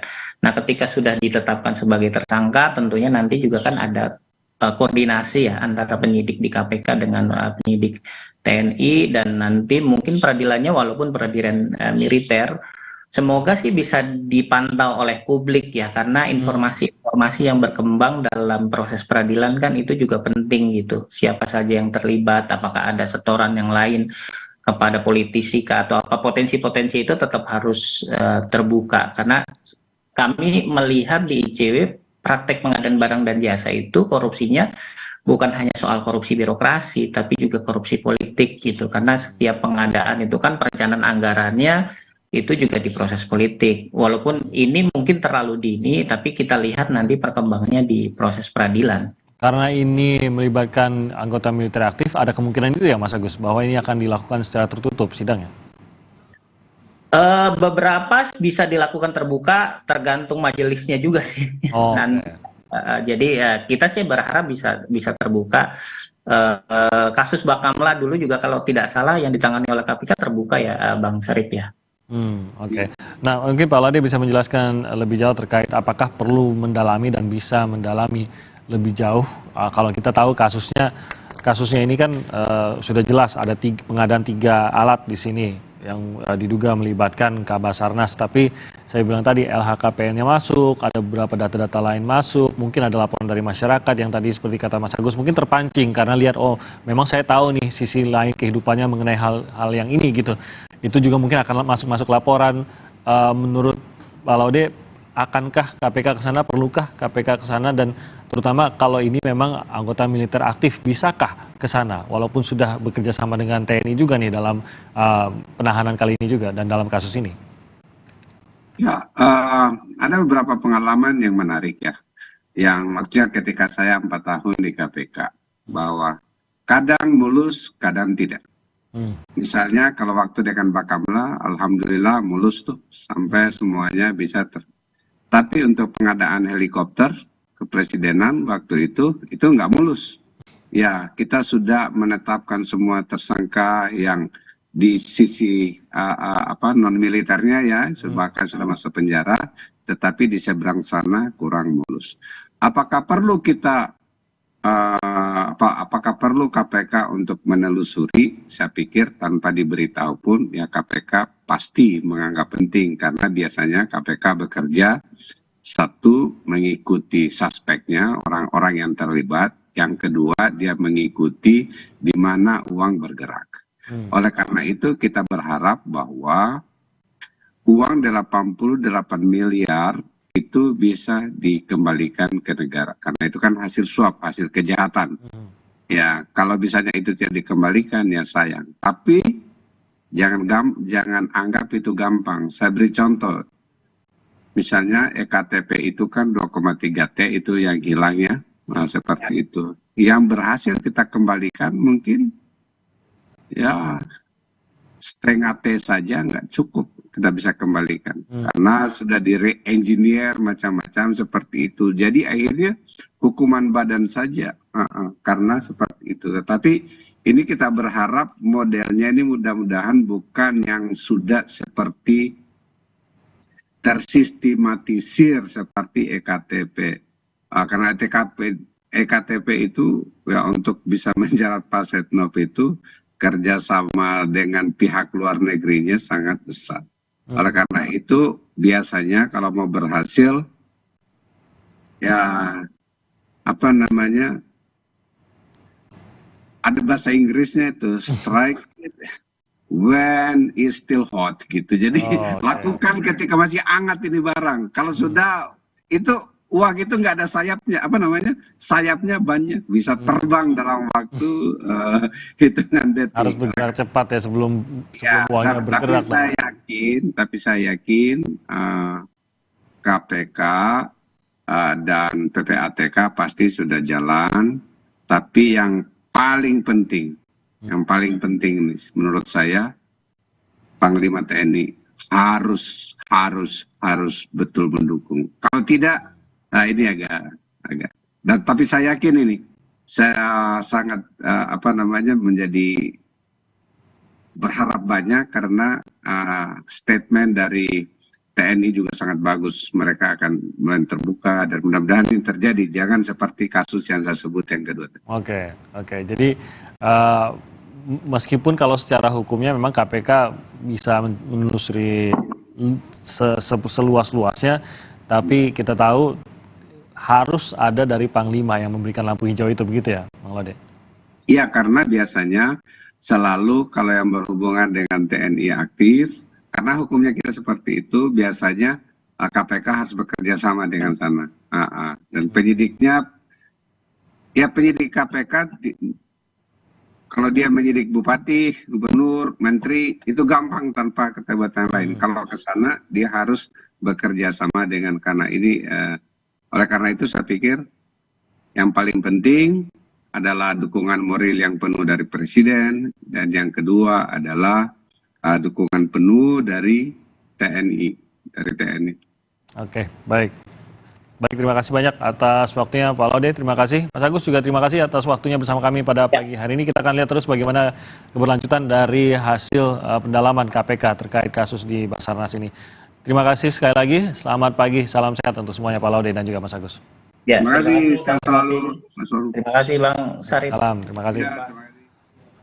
Kami akan kembali lagi dengan informasi lainnya, Saudara. Anggota Densus 88 tewas diduga tertembak oleh seniornya.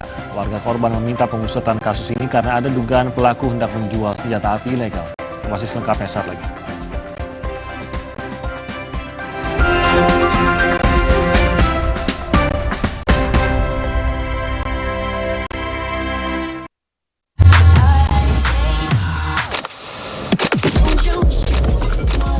Don't you wish your phone was fun like this? Don't you wish your phone looked more like this? Don't you wish your phone could flex like this? Don't you wish your phone could fit in here? Don't you? Samsung Galaxy Z Fold 5 and Z Flip 5. Pre-order now. Jaga kesehatan mulutmu dengan Total Care Mouthwash. 99% natural antibakterial dari siwak, sea salt, tea tree oil, dan teknologi CPC. Melindungi mulut dari kuman dan bakteri. Total Care Mouthwash untuk kesehatan mulut yang amanah. Baru isi perut, udah kosong lagi. Dikit-dikit, lapar. Barusan jajan, tapi masih lapar. Dikit-dikit, lapar. Sari Gandum dengan gandum utuh dan krim coklat lezat bikin kenyang lebih lama. Sari Gandum, seenak itu, sekenyang itu. Banyak minum, bantu bikin ASI lancar. Makanya aku dulu. Jatuh nggak nih? Jatuh nggak ya? Cepukan deh. Sini, aku dulu. Diciptakan oleh alam, 100% murni air mineral pegunungan. Apapun aktivitasmu, aku dulu. Jalan yuk. Usia nambah, gerak susah ya. Kesehatan sendi harus diperhatikan. Rajin gerak badan tak berlebihan. Bila perlu, minum Wellmove. Diproduksi dengan teknologi modern, higienis, dan halal. Wellmove, bergerak itu nikmat. Untuk membantu atasi capek, pegal, dan nyeri otot, pakai Hotin Cream. Kalau untuk meredakan nyeri sendi, rematik dan keseleo, nah, itu pakai Hotin DCL baru. Bahan aktif DCL-nya efektif mengobati rematik, linu, dan nyeri sendi. hotnya Hotin banget deh. Grip over buy one get one free for eyewear. Syarat dan ketentuan berlaku. Optik melawai.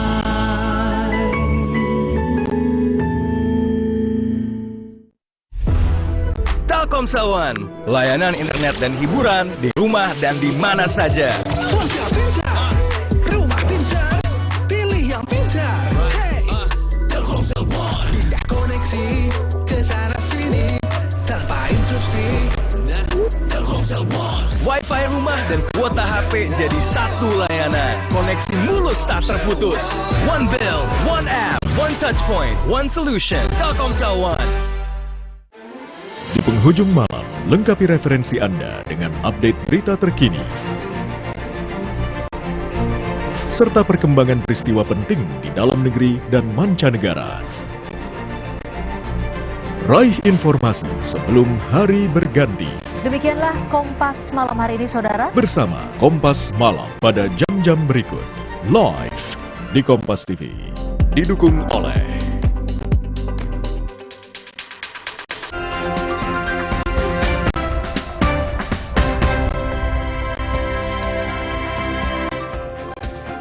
Saudara Ketua DPP PDI Perjuangan Puan Maharani menyinggung kerjasama PKB dengan Gerindra yang sudah terjalin selama 11 bulan. Menurut Puan, politik bersifat dinamis dan cair.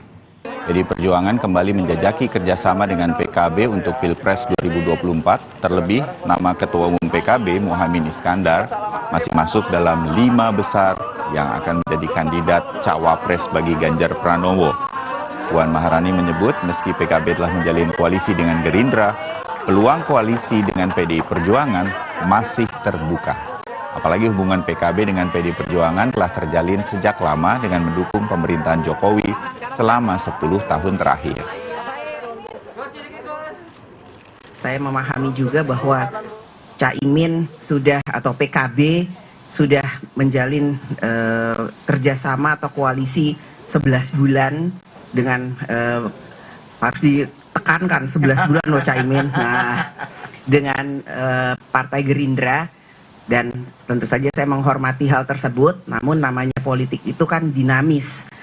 Tentu saja masih ada kemungkinan-kemungkinan untuk bisa kemudian menjalin komunikasi yang lebih intensif untuk nantinya siapa tahu masih bisa PKB itu bersama dengan PDI Perjuangan. Karena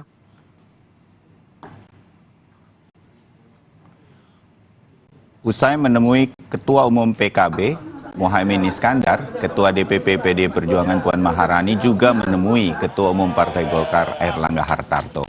PDI Perjuangan dan Golkar sepakat untuk membentuk tim teknis untuk menjajaki koalisi di Pilpres 2024. Ketua Umum Partai Golkar Airlangga Hartarto menyebut pertemuan antara dirinya dengan Puan Maharani adalah sepengetahuan dari Presiden Jokowi. Sementara terkait dengan nasib KLB di Partai Golkar, apakah akan merapat mendukung Ganjar? Menurut kami nasib KIB, maksud kami, apakah akan merapat untuk mendukung Ganjar Pranowo? Menurut Airlangga akan dibahas selanjutnya oleh tim teknis yang akan dibentuk. Sementara Puan Maharani menilai kebersamaan antara Golkar dengan PDI Perjuangan mulai terjalin dan akan dilanjutkan oleh tim teknis. bersamaan antara Partai Golkar dan PDI Perjuangan itu insya Allah dimulai dari hari ini tuh sudah mulai terjalin kebersamaan, ditandai dengan bunga merah dan kuning tadi, tanda cinta, artinya tanda bahwa kita merasa punya hati yang sama gitu ya Mas Ketum. Nah dari tim teknis itulah nanti kita akan bahas apa saja yang kemudian bisa menjadi persamaan, apakah yang kemudian harus dicari titik temunya. Saya nggak mau bilang perbedaan, tapi kita cari titik temunya sehingga kita nantinya insya Allah bisa bersama-sama. Politik adalah, termasuk saya laporkan ke beliau, saya akan ketemu Ibu Puan hari ini, sepenuhnya sepengetahuan Bapak Presiden. Kita akan lihat ke depan, karena masih banyak hal teknis. Nah itu juga yang dibahas dengan tim teknis nanti. Fair. Ketua Umum PDI Perjuangan Megawati Soekarno Putri mengaku tidak pernah mengintervensi langkah Gubernur Jawa Timur Khofifah Indar Parawansa dalam urusan politik. Ketua Umum PDI Perjuangan Megawati Soekarno Putri menegaskan ia membebaskan Ketua Umum PP Muslimat Nahdlatul Ulama tersebut untuk menentukan pilihan. Sebelumnya, Khofifah disebut-sebut menolak menjadi bakal calon wakil presiden Anies Baswedan. Kayak Mbak Khofifah, saya temenan namanya dia. Saya dengar kan dia, mau jadi gini, ya karepnya Mbak Khofifah. Nggak ada saya kalau telepon, Mbak, jangan ke situ loh. Tanya, ayo kalau saya pernah ngomong enggak, ya karepmu, mau ke sana boleh, mau ke sini ya boleh, gitu loh. Gubernur Jawa Timur Khofifah Indar Parawansa tidak banyak berkomentar soal pernyataan Presiden kelima Republik Indonesia Megawati Soekarno Putri yang tidak akan mengintervensi arah politik dirinya. Khofifah menyebut sudah dekat dengan Megawati sejak menjadi juru ketik Gus Dur. Menurut Khofifah pula, dirinya kerap diajak Gus Dur sebagai juru ketik saat bertemu dengan sejumlah tokoh politik, termasuk bertemu dengan Megawati Soekarno Putri. Sementara terkait dengan langkah politik di pemilu atau Pilpres 2024, Khofifah masih enggan menjawab. Jadi kalau itu ada Gus Dur, ada Bu Mega, ada Pak Amin Rais, kemudian ada Pak Akbar Tanjung ya waktu itu sudah tidak boleh ada yang bawa staf. Jadi saya yang boleh masuk lebih karena atas nama juru ketik. Tapi ini masyarakat menunggu langkah politik. Opo sih rek, aku ini mas pakai tak kerja sebaik-baiknya. Kita beralih ke tokoh lain. Wali Kota Solo, Gibran Rakabuming Raka mengatakan, ayahnya, Presiden Joko Widodo telah mengarahkan dukungan ke satu nama bakal calon presiden 2024. Namun, ia bungkam ketika ditanya siapa figur yang dijagokan Jokowi untuk Pilpres 2024.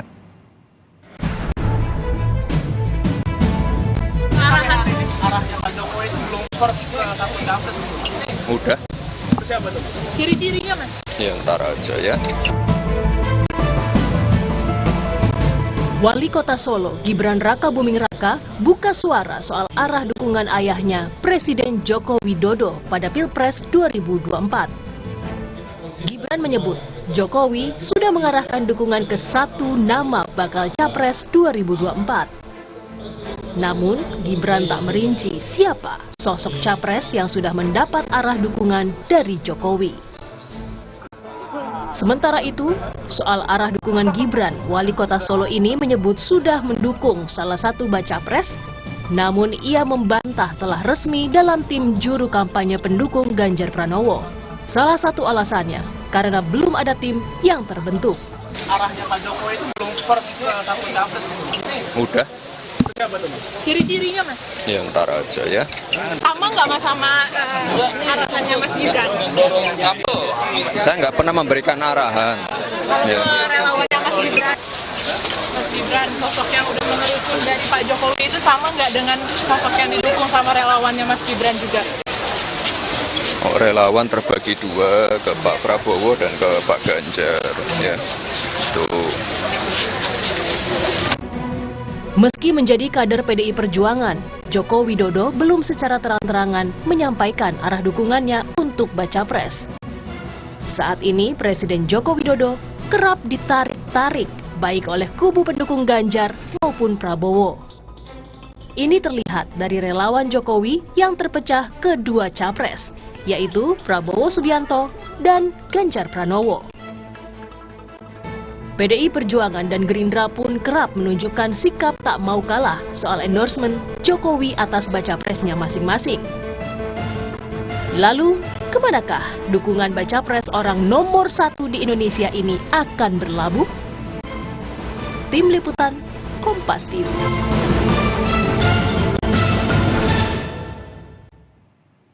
Kita beralih ke informasi lain, Saudara. Ikatan Jurnalis Televisi Indonesia atau IJTI mengecam kasus pemukulan yang dialami jurnalis Kompas TV saat melakukan peliputan acara Generasi Muda Partai Golkar di kawasan Senayan, Jakarta. IJTI akan mendorong penyelesaian kasus pemukulan ini dituntaskan melalui jalur hukum. Hal ini disampaikan usai Kompas TV melakukan audiensi bersama Ikatan Jurnalis Televisi Indonesia atau IJTI serta dengan Komite Keselamatan Jurnalis atau KKJ terkait dengan kasus pemukulan yang dialami jurnalis Kompas TV Janivan Prapta. Wakil Ketua Umum IJTI mengatakan kasus pemukulan ini merupakan pelanggaran konstitusi sehingga penyelesaian kasusnya harus dituntaskan melalui jalur hukum. Dari IJTI dan organisasi profesi di bawah naungan Dewan Pers tentu mengecam keras aksi kekerasan yang menimpa kawan kita di Kompas TV, dan kita mendorong bahwa penyelesaian kasus ini harus diselesaikan secara tuntas melalui jalur hukum, dan yang paling prioritas ini adalah pelanggaran konstitusi, pelanggaran yang sebagaimana kita profesi jurnalis itu dilindungi oleh undang-undang, yakni Undang-Undang Pers.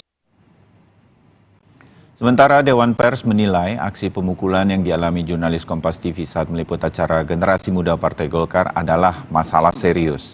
Karena kegiatan menghalangi kerja jurnalis dapat dipidana sesuai dengan Undang-Undang Nomor 40 Tahun 1999. Dewan Pers meminta polisi mengusut tuntas kasus ini agar peristiwa serupa tidak kembali terulang.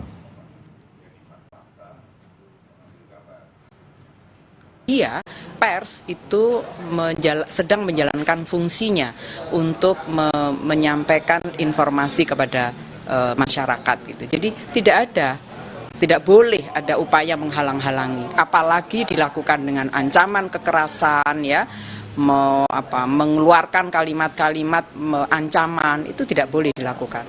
Ini bisa dipidana, ya, dipidana menurut Undang-Undang 40 2 tahun atau denda 500 juta. Jadi ini serius begitu. Kasus ini kan bukan sekedar kekerasan fisik ya, tetapi juga ancaman terhadap profesi. Sebetulnya poinnya adalah profesi jurnalis ini sebetulnya bekerja berdasarkan undang-undang. Jadi yang kami lakukan adalah sah gitu ya untuk kepentingan publik, dan ketika ada kekerasan semacam ini, kalau dibiarkan, itu akan berdampak ke teman-teman yang lain juga gitu. Tetap bersama kami akan jeda dan kembali dengan informasi lainnya untuk Anda. Di antaranya anggota Densus 88 tewas diduga tertembak seniornya. Keluarga korban meminta pengusutan kasus ini dengan terang benderang karena ada dugaan pelaku hendak menjual senjata api ilegal. Kami segera kembali.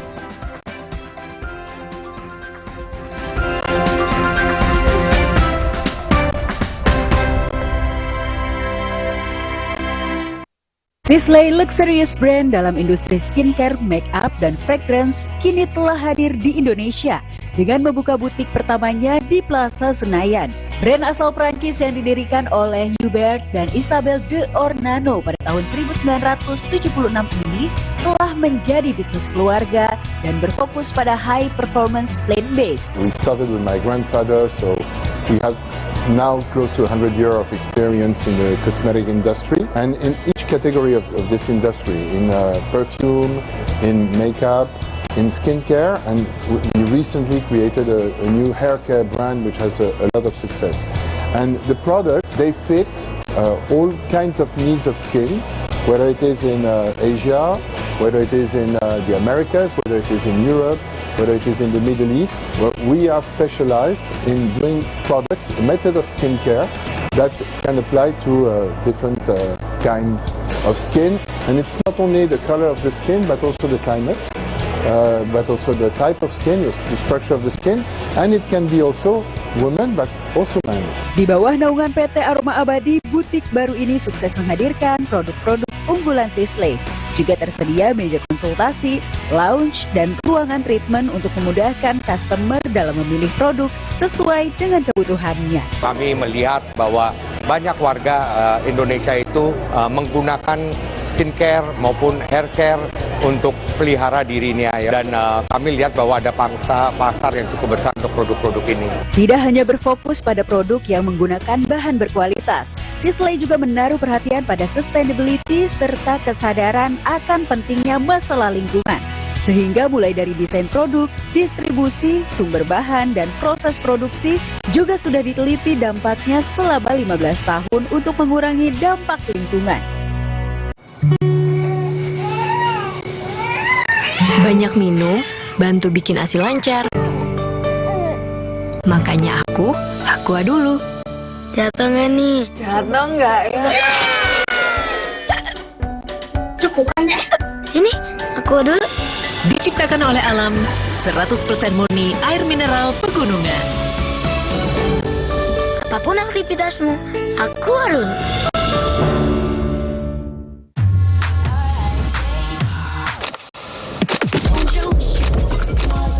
Don't you wish your phone was fun like this? Don't you wish your phone looked more like this? Don't you wish your phone could flex like this? Don't you wish your phone could fit in here? Don't you? Samsung Galaxy Z Fold 5 and Z Flip 5. Pre-order now. Dia cerita ke saya, kenapa setiap minum dingin, saya merasa ngilu. Itu semua karena memang dia memiliki kondisi gigi sensitif. Ada kemungkinan kondisi ini akan semakin memburuk. Saya merekomendasikan Sensodyne teruji secara klinis untuk menenangkan gigi yang sedang ngilu dan memberikan perlindungan hingga 24 jam. Sehingga kamu tidak perlu ragu lagi untuk mengonsumsi makanan dan minuman yang kamu suka. Ini sangat bagus.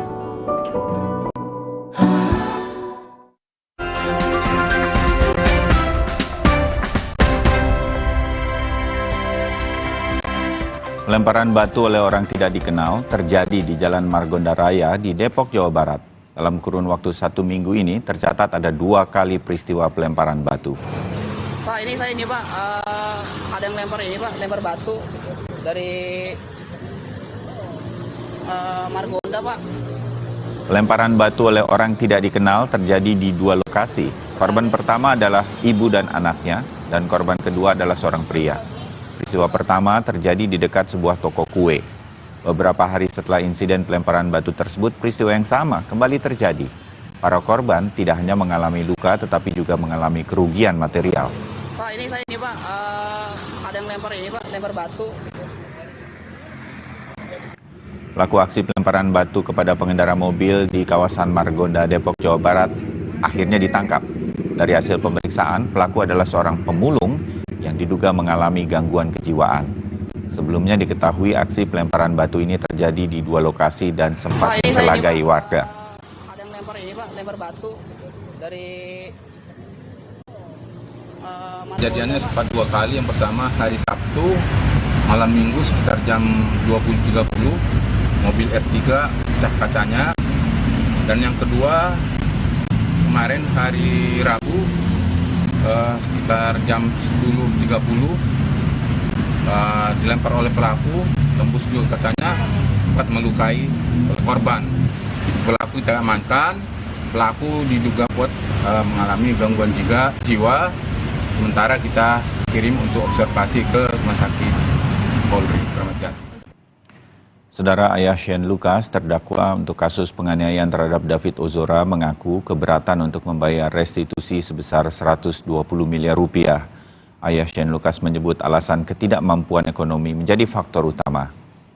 Saat hadir di Pengadilan Negeri Jakarta Selatan, ayah Shane juga menjelaskan tidak pernah mengenal dan bertemu dengan terdakwa Mario Dandi. Ayah Shane hadir dalam persidangan pemeriksaan saksi yang meringankan untuk putranya sebagai terdakwa. Dalam keterangannya, ia mengaku bahwa keluarganya memiliki kesulitan ekonomi untuk membayar restitusi tersebut. Dalam keterangan pula, saksi meringankan juga membeberkan kondisi sosial dan ekonomi dari keluarga Shane. Shane saat ini tidak melanjutkan sekolah karena menjadi tulang punggung keluarga. Rumah kontrakannya hanya terdiri dari 1 kamar, dan ayahnya terkena PHK dampak dari pandemi COVID-19 lalu. Mengatakan kasihan dengan keadaan kondisi sekarang. Keberadaan saya pun tidak akan, itu saya keberatan, karena tidak kemampuan ekonomi. Juga seperti itu.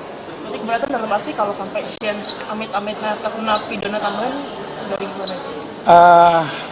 Begini, saya percaya hakim bisa menilai yang terbaik, termasuk korban. Nah, seperti saksi tadi sudah disaksikan sama anak kekasih Cio, seperti itulah anak saya. Mungkin dia mendengarkan apa nasihat-nasihat orang tuanya, rendah hati, harus menghormati yang lebih tua dari kita, bantu teman, harus bisa memaafkan. Sebelumnya, Rafael Alun Trisambodo, ayah dari terdakwa Mario Dandi, juga tidak bersedia untuk menanggung restitusi atau biaya pengobatan yang dibebankan kepada sang anak karena menganiaya David Ozora. Pernyataan itu tertuang dalam sebuah surat yang dibuat Rafael dari balik jeruji besi rumah tahanan KPK.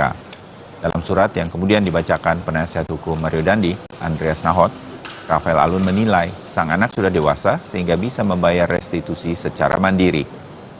Selain itu pula, Rafael mengaku seluruh asetnya telah disita KPK.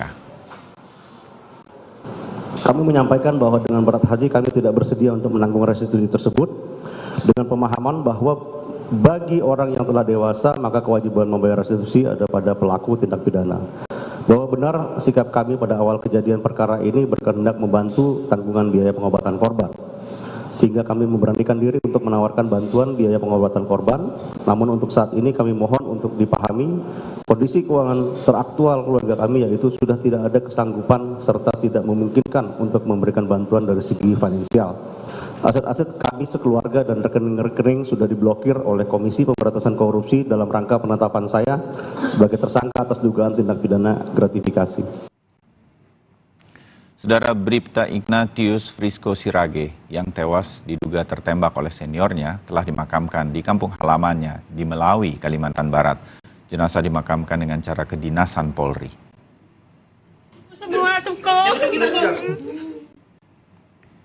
Isak tangis dari keluarga mengiringi proses pemakaman jenazah Bribda Ignatius Frisco di Melawi, Kalimantan Barat.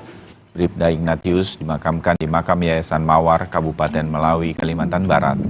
Bribda Ignatius adalah anggota Densus 88 yang diduga tewas tertembak seniornya di kawasan Gunung Putri, Kabupaten Bogor, Jawa Barat pada hari Minggu 23 Juli lalu.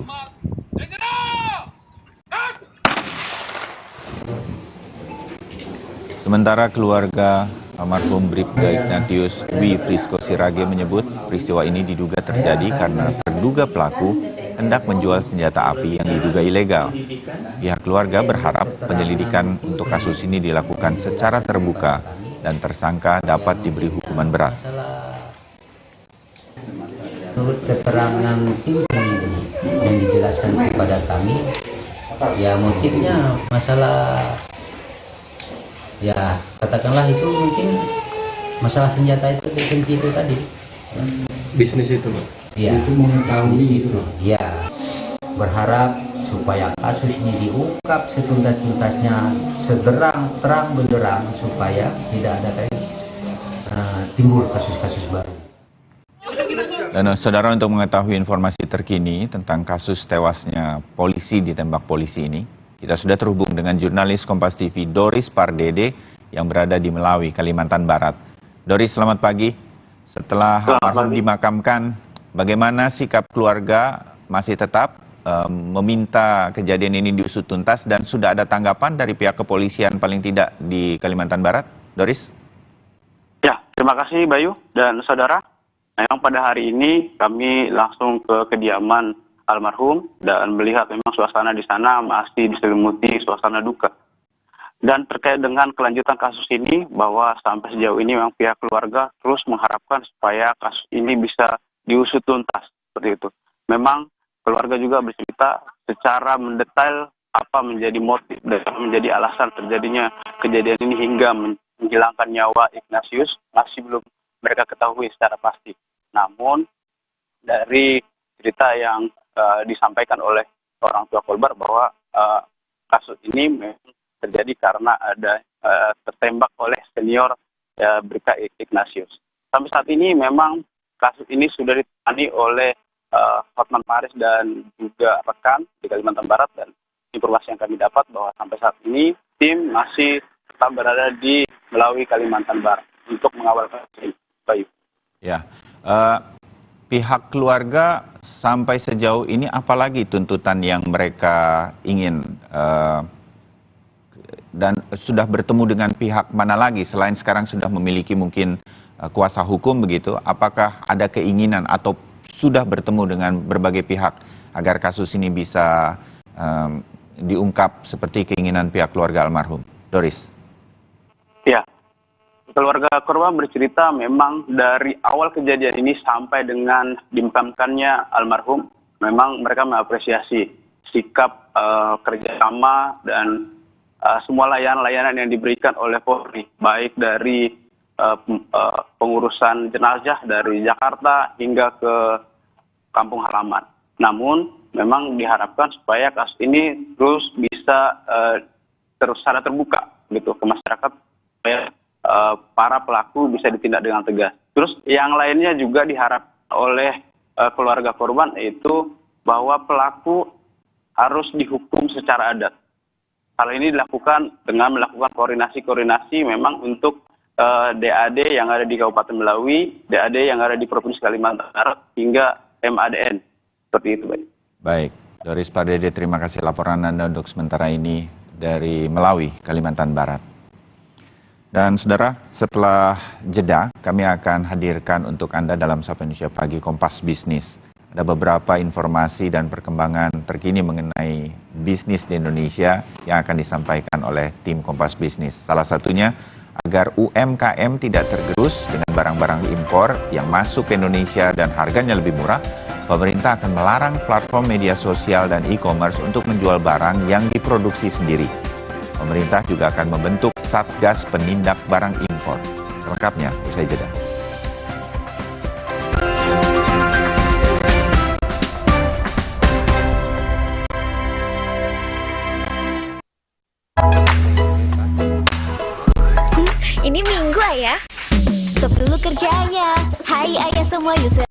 duluan. Wo oh oh oh Oreo. Wo oh oh oh Oreo. Sikat gigi dengan sudut tepat bisa cegah mulut dan gusi luka. Sekarang aku pakai sikat gigi Sistema. Baru Sistema 9 Degree, hasil penelitian dari oral care nomor 1 di Jepang. Sudut 9 derajat dan layar sikat lebih panjang, menyikat gigi lebih nyaman tanpa melukai mulut. Cuma sikat gigi Sistema dengan 3S. Bulu sikatnya super tipis, total membersihkan, lembut di gusi sensitif. Pakai sikat gigi Sistema 9 Degree. Better design, deeper clean. Sistema. Banyak minum, bantu bikin ASI lancar. Makanya Aqua dulu. Jatuh nggak nih? Jatuh nggak ya? Cukupan deh. Sini, Aqua dulu. Diciptakan oleh alam, 100% murni air mineral pegunungan. Apapun aktivitasmu, Aqua dulu. Lapar sih. Aha, Brahma Makis Abon aja. Ekstra abon, ekstra abon, ekstra energi. Brahma Makis, banyak rasa, siap asik lagi. Sekarang isi 3 lebih banyak. Di cerita ke saya, kenapa setiap minum dingin, saya merasa ngilu. Itu semua karena memang dia memiliki kondisi gigi sensitif. Ada kemungkinan kondisi ini akan semakin memburuk. Saya merekomendasikan Sensodyne teruji secara klinis untuk menenangkan gigi yang sedang ngilu dan memberikan perlindungan hingga 24 jam. Sehingga kamu tidak perlu ragu lagi untuk mengonsumsi makanan dan minuman yang kamu suka. Ini sangat bagus.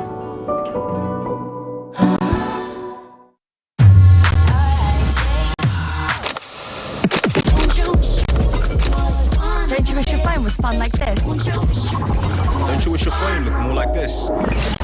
Don't you wish your phone could flex like this? Don't you wish your phone could fit in here? Don't you? Samsung Galaxy Z Fold 5 and Z Flip 5. Pre-order now. Baru isi perut, udah kosong lagi. Dikit-dikit lapar. Barusan jajan, tapi masih lapar. Dikit-dikit lapar. Sari Gandum dengan gandum utuh dan krim coklat lezat bikin kenyang lebih lama. Sari Gandum, seenak itu, sekenyang itu. Pemanggilan Menteri Pertanian Syahrul Yassin Limpo di KPK. Luaskan khazanah pengetahuan Anda dengan berbagai peristiwa teraktual dalam dan luar negeri. Presiden Amerika Serikat Joe Biden meminta NATO untuk berkontribusi. Perkembangan terkini penyelidikan kasus tabrak lari di Cakung, Jakarta Timur. Apakah ada temuan yang paling baru dari penyidik? Kompas Siang, setiap hari pukul 11 siang, live di Kompas TV. Didukung oleh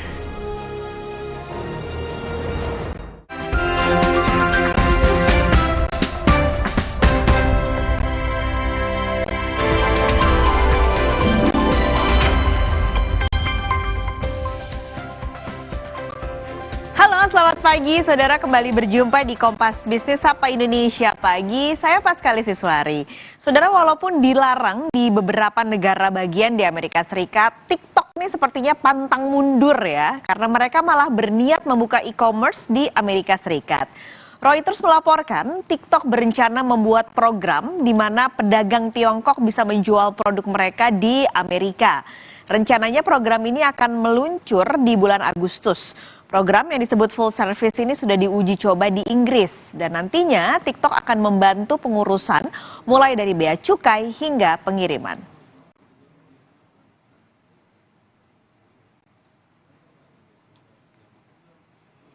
Proyek yang mirip dengan full service TikTok tadi sempat diwacanakan akan muncul di Indonesia dan disebut TikTok Project S. Fiturnya mirip, saudara, di mana produk Tiongkok bisa langsung dicangkau pembeli Indonesia.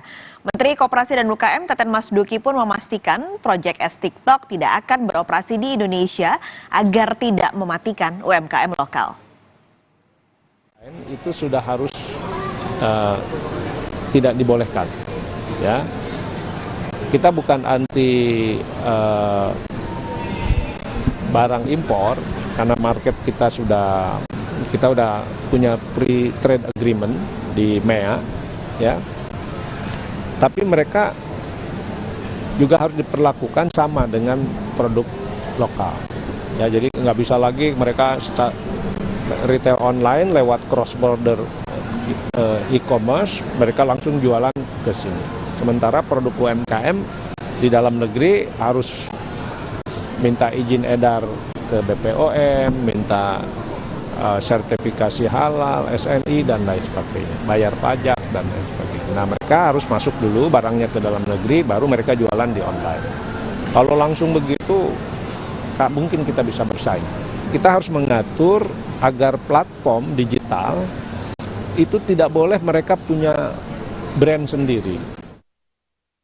Jadi munculnya e-commerce, lalu juga sekarang ada namanya socio-commerce, sebenarnya bagai pedang bermata dua. Di satu sisi memudahkan masyarakat, tapi di sisi lain membuat arus perdagangan barang dari negara manapun amat mudah diakses. Sementara saudara, di saat yang sama, produk UMKM lokal masih kalah bersaing dibanding barang-barang misalnya dari Tiongkok. Kerap kita temui barang-barang impor dijual sebenarnya nggak hanya di socio-commerce tapi juga di e-commerce. Nah, kita intip dulu sebenarnya berapa besar penjualan barang yang terjual di platform perdagangan digital baik itu e-commerce maupun socio-commerce ya. Kita lihat datanya saudara. Kami ambil data ini dari riset yang dilakukan oleh harian Kompas bahwa penjualan barang di e-commerce untuk Shopee mencapai 18,7 miliar dolar, lalu Tokopedia 18,2 miliar dolar, Lazada 5,2 miliar dolar, lalu ada Bukalapak yang nilainya sama dengan Lazada. Sementara itu TikTok nih yang muncul sebagai socio-commerce dengan nilai 2,6 miliar dolar dan Blibli di angka 2,1 miliar dolar. Ini adalah 6 yang bisa dibilang penguasa perdagangan digital baik itu di e-commerce maupun di socio-commerce. Dari besarnya penjualan barang-barang ini sebenarnya kita bisa lihat ya penguasa dari pasar perdagangan digital di Indonesia siapa sih? Kita lihat data berikutnya saudara. Yang menguasai pangsa pasar terbesar yang pertama adalah Shopee mencapai 36%. Tadi juga dilihat dari nilai barangnya dia yang memegang paling tinggi nilainya. Lalu disusul dengan Tokopedia, pangsa pasarnya mencapai 35%. Setelah itu Bukalapak dan Lazada di sebelah sini sama-sama 10%. Dan yang kelima adalah TikTok 5%. Berikutnya baru disusul yang terakhir adalah Blibli 4%. Sebenarnya saudara, kalau dilihat dari persentasenya, pangsa pasar untuk TikTok sebagai socio-commerce ini masih kecil ya, 5%. Kita bandingkan dengan Bukalapak dan Lazada saja dia masih beda 5%.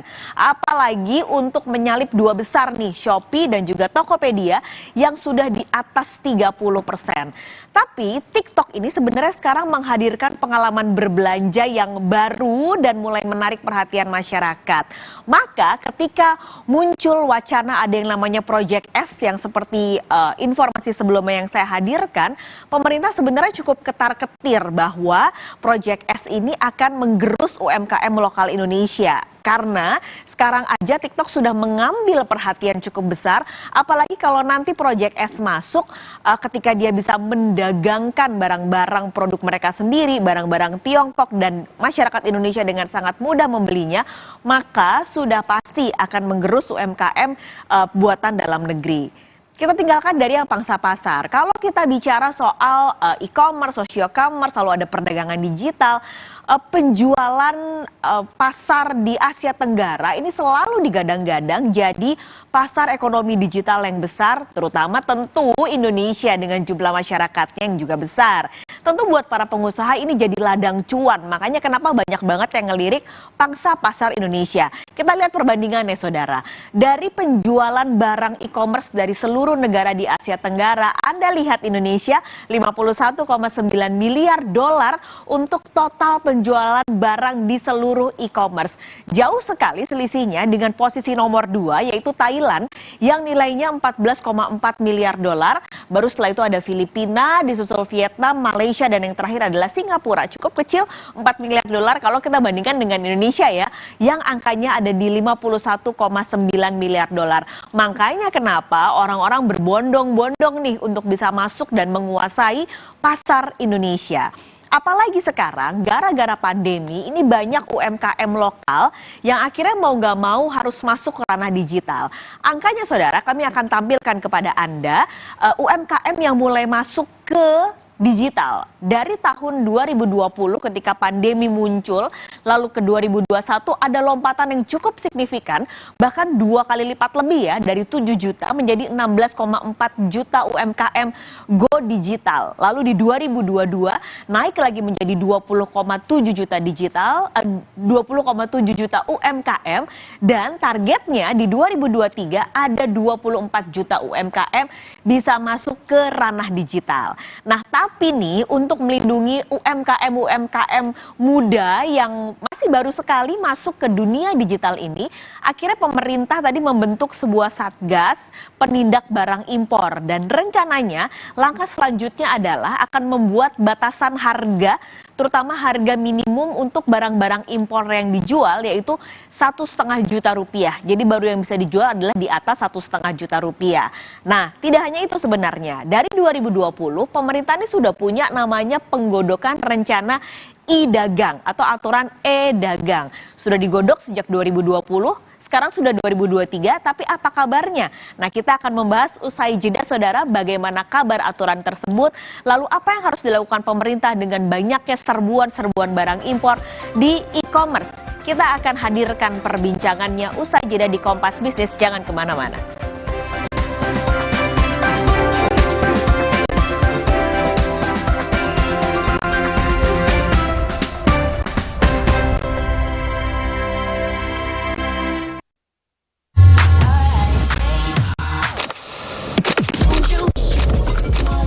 Don't you wish your phone was fun like this?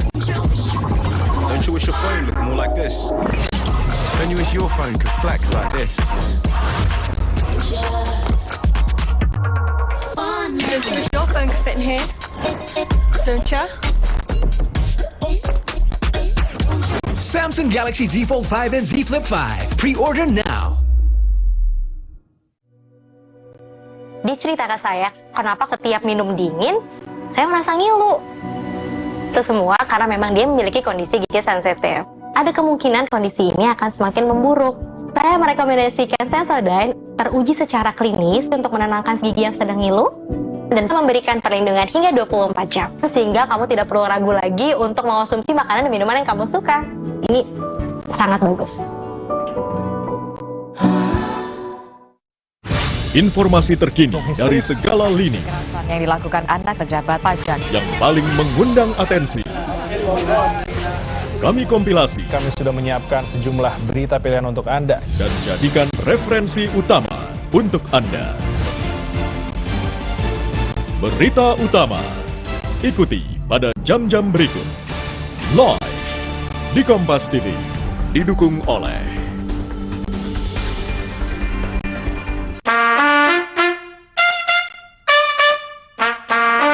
gangguan prostat, minum Prostakur. Prostakur melancarkan kencing karena gangguan prostat. Perhatian, beli better bisa gratis better lagi. Yeay, dapat better lagi. Gue mau tuker dong. Semua di sana. Buruan beli, bisa gratis better lagi. Pemanggilan Menteri Pertanian Syahrul Yassin Limpo di KPK. Luaskan khazanah pengetahuan Anda dengan berbagai peristiwa teraktual dalam dan luar negeri. Presiden Amerika Serikat Joe Biden meminta NATO untuk berkontribusi. Perkembangan terkini penyelidikan kasus tabrak lari di Cakung, Jakarta Timur. Apakah ada temuan yang paling baru dari penyidik? Kompas Siang setiap hari pukul 11 siang live di Kompas TV. Didukung oleh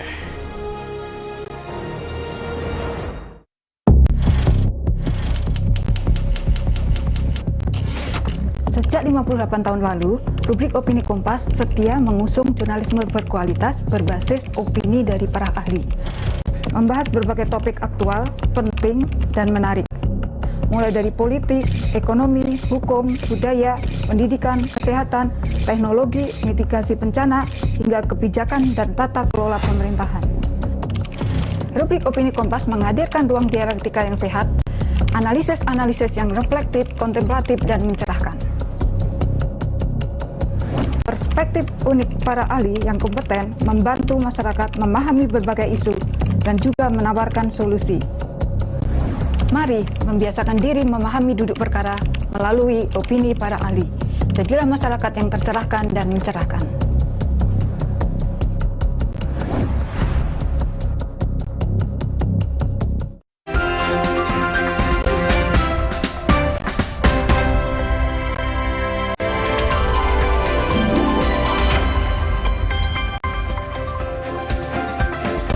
Saudara, kemunculan e-commerce lalu juga ada social commerce tak bisa ditampik membuat akses barang dari luar sangat mudah didapatkan. Nah, bagaimana memastikan di derasnya arus globalisasi perdagangan digital, produk UMKM dalam negeri tetap jadi prioritas? Ekonomi Indef Nailul Huda sudah bergabung pagi ini di Kompas Bisnis. Mas Nailul, halo, selamat pagi.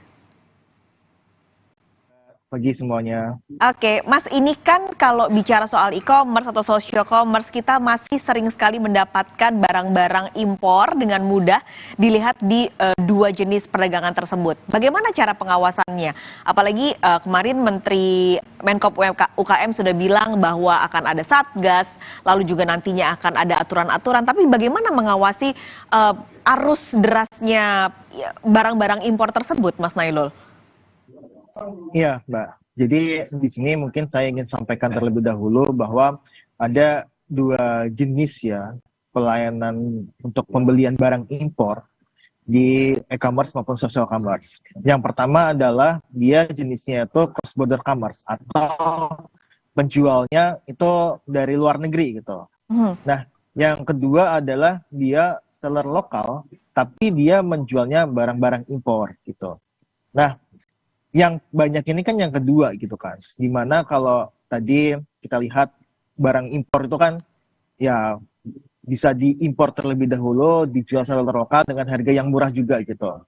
Nah, paling banyak tuh nomor 2 Mbak, karena kalau kita lihat untuk cross border commerce itu sekitar 7-10%. Tapi kalau kita lihat barang-barang impornya yang dijual di e-commerce itu banyak sekali gitu kan. Bahkan catatan saya itu bisa 90% gitu kan. Dan mengutip data dari BPS itu ya, itu 74% merupakan reseller. Dan kalau kita lihat impor barang konsumsi itu meningkat ketika ada boom e-commerce dan boom social commerce. Nah, ini yang kita patut sikapi bahwa berbagai cara lah ya barang impor itu bisa masuk. Dan pemerintah perlu untuk dua-duanya bisa istilahnya itu adalah mengantisipasi agar produk UMKM kita mampu bersaing. Ini kan sebenarnya banyak sekali instansi yang harusnya mengatur ya. Ada Kementerian Perdagangan, ini yang kita 2020 dia yang mengeluarkan wacana soal e-dagang. Ada Kemenkop UKM, ada mungkin kalau perdagangan lintas batas itu bea cukai gitu. Ini kan sudah digodok e-dagangnya, tapi nggak rampung-rampung nih, udah 3 tahun Mas Nailul. Sementara digital terus berkembang, lalu juga tadi barang-barang semakin mudah didapatkan, barang-barang impor. Bagaimana memastikan supaya e-dagang ini bisa lahir tapi nggak kalah dengan kecepatan digital yang ada? Ya, tentu kita sangat sayangkan ya. Aturan e-dagang itu belum ada gitu.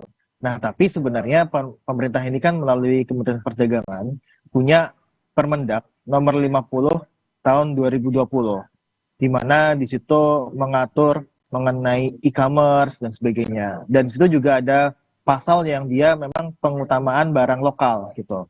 Nah, tapi satu sisi sebenarnya tidak ada aturan yang jelas mengenai hambatan bagi impor gitu. Nah, kalau kita lihat sebenarnya kita dorong ya Mbak ya, kita kemarin Indef juga mengadakan diskusi publik, itu kita dorong bersama-sama bahwa Permendak yang revisi nanti itu bisa mengatur setidaknya 2 hal. Ada social commerce itu diatur juga dalam Permendak terbarunya nanti, terus kemudian kita mendorong juga bahwa ada, pertama adalah pasti akan ada pendataan mengenai barang impornya. Karena saat ini platform baik e-commerce maupun social commerce tidak men-share data berapa banyak sih barang-barang impor ya yang dijual di e-commerce. Tidak ada informasi asal barang yang dijual. Yang ada adalah informasi domisili penjualnya. Tapi barang yang dijual itu produk mana, itu tidak ada. Nah, yang kedua adalah kita dorong bahwa untuk segala macam diskon, voucher, diskon cashback, gratis ongkir dan sebagainya, itu hanya bisa dinikmati oleh para produk-produk lokal. Jadi produk-produk impor, baik itu melalui cross-border commerce, ataupun yang dia dijual seller lokal tapi dia barang impor, itu tidak dikenakan diskon. Nah, yang ketiga adalah kita dorong bahwa platform ini memberikan biaya admin yang lebih tinggi kepada barang-barang impor tersebut gitu. Jadi itu cara-cara yang bisa dilakukan oleh pemerintah dalam revisi Permendag. Ini menarik karena saya pernah nemuin barang, saya ke negara asalnya itu malah lebih mahal ketika saya cek di e-commerce gitu. Karena kan sebenarnya jadi tidak adil ya buat mereka yang masuk barang kena pajak, kena bea cukai gitu. Tapi gimana Mas Nailul ya memastikan bahwa kadang sekarang karena udah banyak sekali barang-barang impor yang masuk, kita sampai nggak tahu gitu bahwa oh ternyata ambil contoh kosmetik gitu ya Mas. Oh ternyata kosmetik ini adalah bukan produk lokal gitu. Ternyata dia adalah produk dari Tiongkok. Gimana mengawasi sementara e-commerce dan socio-commerce ini kan luas sekali ya seperti hutan gitu untuk memastikan bahwa aturan-aturan yang tadi Mas Nailul sampaikan sarannya benar-benar bisa diterapkan dan jadi merata gitu. Memang kalau barang-barang impor jangan sampai dapat kemudahan-kemudahan tadi. Iya, tentu kita juga dorong di sisi platformnya Mbak ya, bahwa itu pengawasan yang paling utama pasti dari sisi platform, di mana sejak awal harusnya platform itu sudah melakukan tagging gitu, itu barang impor atau barang lokal. Nah, ketika itu dilaksanakan, tentu mereka akan memiliki daftar mana saja yang dia barang impor, mana barang lokal gitu kan. Nah, ini adalah bentuk komitmen dari platform sebenarnya. Kalau memang platform itu dia ingin mendorong UMKM kita juga berdaya. Karena selama ini kan slogan dari platform itu kan menyederhanakan UMKM dan sebagainya, termasuk TikTok pun juga mempunyai campaign yang sama gitu. Tapi kita rasa harusnya ini ada salah satu, kalau kita sebutnya platform mill lah ya, itu yang dia memang berkeinginan untuk ya melindungi UMKM kita gitu. Nah selama ini kan yang kalau kita lihat ini adalah barang-barang dari Tiongkok gitu ya, udah murah gitu kan. Terus kemudian mereka juga ada yang disubsidi sama pemerintah China gitu kan. Terus diberikan diskon lagi, termasuk diskon ongkir gitu kan. Ini yang akhirnya menyebabkan masyarakat kita yang price oriented consumer lebih memilih produk-produk dari Cina tersebut gitu. Nah, coba kalau kita bermain bahwa ya produk-produk dari impor ini diberikan harga yang lebih mahal gitu. Nah, otomatis kan sebenarnya kan ada disinsentif sebenarnya. Baik ke penjualnya ataupun ke pembelinya, karena pasti harganya akan lebih mahal. Baik itu kita dorong biaya adminnya lebih tinggi, kemudian biaya pajaknya lebih tinggi dan sebagainya, yang saya rasa itu bisa menjadi disinsentif kalau misalkan ada pembedaan barang impor dan barang lokal. Nah, kita harapkan sebenarnya dengan adanya disinsentif tersebut, penjual-penjual ini sudah memikirkan untuk menjual barang-barang lokal dibandingkan dengan barang-barang impor. Ini memang kita nggak bisa apa ya Mas menahan gitu. Memang sekarang kan sangat mudah untuk barang-barang impor masuk. Nggak bisa juga memaksa masyarakat memilih barang yang loh ini kan lebih murah, jadi hak kita juga membeli barang lebih murah. Nah pertanyaannya gimana caranya ketika arus barang impor kita tetap membanjiri Indonesia, UMKM lokal ini juga ngejar gitu dengan kualitas yang nggak kalah saing. Gimana caranya Mas? Karena selama ini kan kita selalu bilang UMKM naik kelas, UMKM tidak kalah saing dengan barang impor. Nah gimana caranya supaya UMKM-nya juga terdorong ke sana? Ya, tentu tadi yang saya sampaikan bahwa ada skema insentif dan disinsentif. Terutama kalau kita lihat kan e-commerce, social commerce ini kan dia dari dua sisi ya, dari sisi penjualnya sama sisi pembelinya gitu kan. Dari sisi penjual kita berikan disinsentif berupa kalau mereka menjual barang impor ya, kita tekankan sekali lagi barang impor ya, itu mereka dikenakan biaya admin yang lebih tinggi atau pun mereka nggak mendapatkan voucher, garis ongkir dan sebagainya gitu. Nah, ini bisa menjadi dorongan sebenarnya masyarakat ini untuk menggunakan produk-produk lokal. Di samping kita juga tentu berharap ada program pemerintah yang bisa meningkatkan kapasitas, baik itu dari sisi kuantiti ataupun kualitas dari produk-produk UMKM kita. Nah, kalau kita lihat kan sebenarnya kan banyak program ya di KL kita ataupun lembaga lainnya yang memang itu bersama-sama menciptakan UMKM yang berdaya saing. Mungkin seperti dari packagingnya yang lebih awet dan sebagainya, itu sebenarnya ada beberapa contoh Mbak yang bisa dicontoh, yang bisa dilihat gitu kan. Contohnya fashion gitu. Fashion itu kan sebenarnya kan sudah cukup berkembang gitu kan, dengan ya kita banyak lah produk-produk fashion lokal yang bisa bersaing gitu. Namun yang terjadi adalah pemerintah masih membuka keran impor gitu kan, termasuk impor barang bekas kemarin, barang branded bekas kemarin. Nah akhirnya adalah ya masyarakat lagi-lagi akan memilih barang impor tersebut gitu. Padahal ya UMKM kita juga bisa berdaya saing gitu kan. Nah inilah yang sebenarnya ada sinergi dari berbagai pihak Mbak. Dan saya rasa itu memang salah satu kuncinya ada di revisi Permendak terbaru, di mana pasal per pasalnya harus jelas dan memang ditujukan untuk produk lokal kita. Oke, dan aturan tersebut tentunya fleksibel ya Mas, karena di masa digital ini kita nggak bisa sulit sekali karena benar-benar kecepatannya kadang kita suka kalah dengan aturan yang sudah dibuat. Mas Nailul, terima kasih banyak sudah berbagi pagi ini di Kompas Bisnis. Sampai ketemu lagi, sehat selalu. Sehat selalu juga, Mbak. Saudara, Kompas TV akan hadir dengan sebuah program baru yang mengangkat cerita di balik ketenaran nama besar band legend Dewa 19. Bersama Nitya Anissa sebagai host, program ini akan memperlihatkan seperti apa persiapan-persiapan yang dilakukan oleh masing-masing personil Dewa 19 sebelum tampil dalam sebuah konser. Nah, dalam waktu dekat, Saudara, Dewa 19 akan menghadirkan konser besar yang berkolaborasi dengan musisi-musisi internasional seperti Derek Sherinian, former keyboardist dari Dream Theater, lalu ada Jeff Scott, vokalis of Sons of Apollo, ada juga Dino Jelusek, vokalis of Trans-Siberian Orchestra, dan juga Whitesnake Phil X, gitaris Bon Jovi. Konser yang bertajuk Dewa 19 featuring All Stars ini akan diselenggarakan di 3 kota, yaitu yang pertama ada di Solo, di Stadion Manahan tanggal 29 Juli 2023, nanti 12 Agustus 2023 di Gelora Bung Karno, Jakarta, dan 19 Agustus 2023 di Stadion Jalak Harupat, Bandung. Jadi saksikan Saudara Dewa 19 Behind the Fame mulai besok Sabtu pukul 10 pagi di Kompas TV. Kami hadirkan kepada Anda video cuplikannya untuk Anda.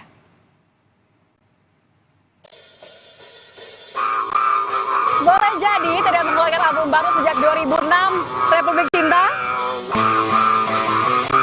Tapi Dewa 19 tetap melegenda.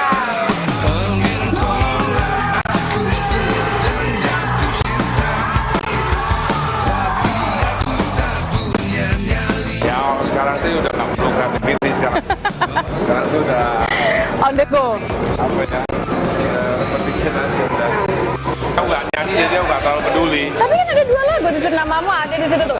ADP sedang ingin bercinta atau Aku Cinta Kau dan Dia. Satu lagu lah. Oke lah. Nggak pernah hitung aku satu lagu. Jadi more or less gitu ya. Ya. Mungkin nggak lebih dari 13. Enggak. Kalau untuk nanti yang di Solo ada yang spesial? Solo tanggal 29 Juli ya. Itu hampir 40 lagu. Ini seriusan? 40 lagu? Hampir, almost. Udah 38 sekarang.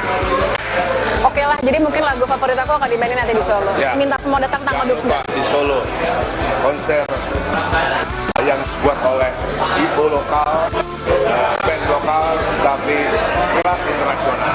Karena ada bule-bulenya. Dan kita akan menghadirkan masterpiece dari seluruh dunia. Dan dijamin semua lagu favorit aku akan dimainkan. Thank you Mas Dani.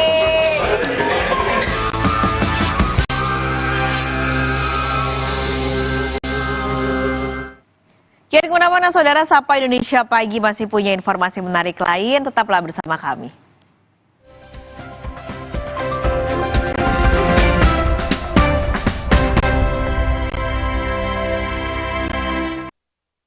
Telkomsel One, layanan internet dan hiburan untuk di mana saja. Wi-Fi rumah dan kuota HP jadi satu layanan. Koneksi mulus tak terputus dengan Telkomsel One.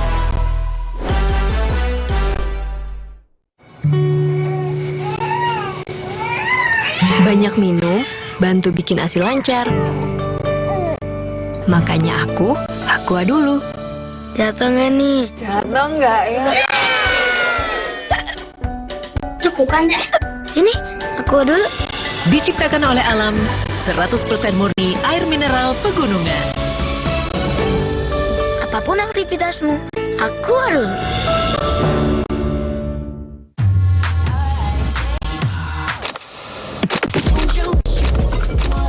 Don't you wish your phone was fun like this? Don't you wish your phone more like this? Don't you wish your phone could flex like this? Don't you wish your phone could fit in here? Don't you? Samsung Galaxy Z Fold 5 and Z Flip 5. Pre-order now. Dia cerita ke saya, kenapa setiap minum dingin, saya merasa ngilu. Itu semua karena memang dia memiliki kondisi gigi sensitif. Ada kemungkinan kondisi ini akan semakin memburuk. Saya merekomendasikan Sensodyne teruji secara klinis untuk menenangkan gigi yang sedang ngilu dan memberikan perlindungan hingga 24 jam. Sehingga kamu tidak perlu ragu lagi untuk mengonsumsi makanan dan minuman yang kamu suka. Ini sangat bagus.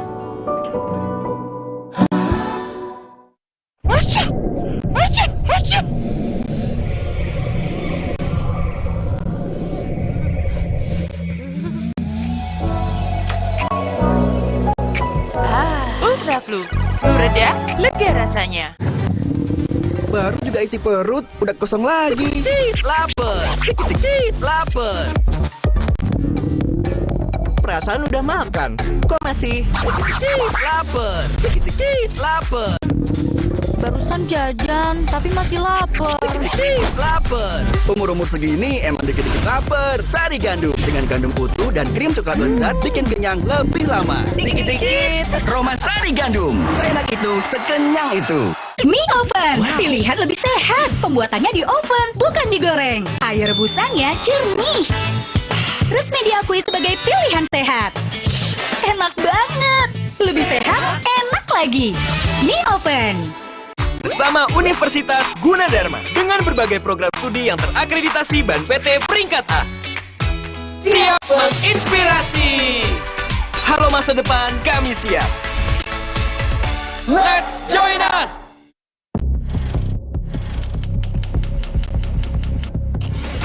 Sejak 58 tahun lalu, rubrik Opini Kompas setia mengusung jurnalisme berkualitas berbasis opini dari para ahli. Membahas berbagai topik aktual, penting, dan menarik. Mulai dari politik, ekonomi, hukum, budaya, pendidikan, kesehatan, teknologi, mitigasi bencana, hingga kebijakan dan tata kelola pemerintahan. Rubrik Opini Kompas menghadirkan ruang dialektika yang sehat, analisis-analisis yang reflektif, kontemplatif, dan mencerahkan. Perspektif unik para ahli yang kompeten membantu masyarakat memahami berbagai isu dan juga menawarkan solusi. Mari membiasakan diri memahami duduk perkara melalui opini para ahli. Jadilah masyarakat yang tercerahkan dan mencerahkan.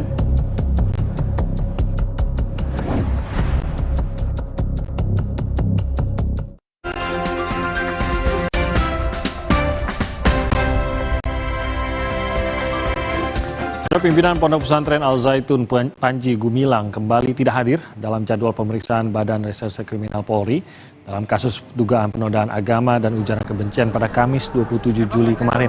Pengacara Panji kemarin mendatangi Bareskrim Polri untuk menyampaikan alasan Panji Gumilang tidak bisa memenuhi panggilan polisi. Kuasa hukum pimpinan Pondok Pesantren Al Zaitun mengatakan Panji tidak dapat hadir karena tengah dalam keadaan sakit. Tim Panji Gumilang lalu meminta jadwal ulang pemeriksaan. Kuasa hukum Panji Gumilang memastikan kliennya kooperatif.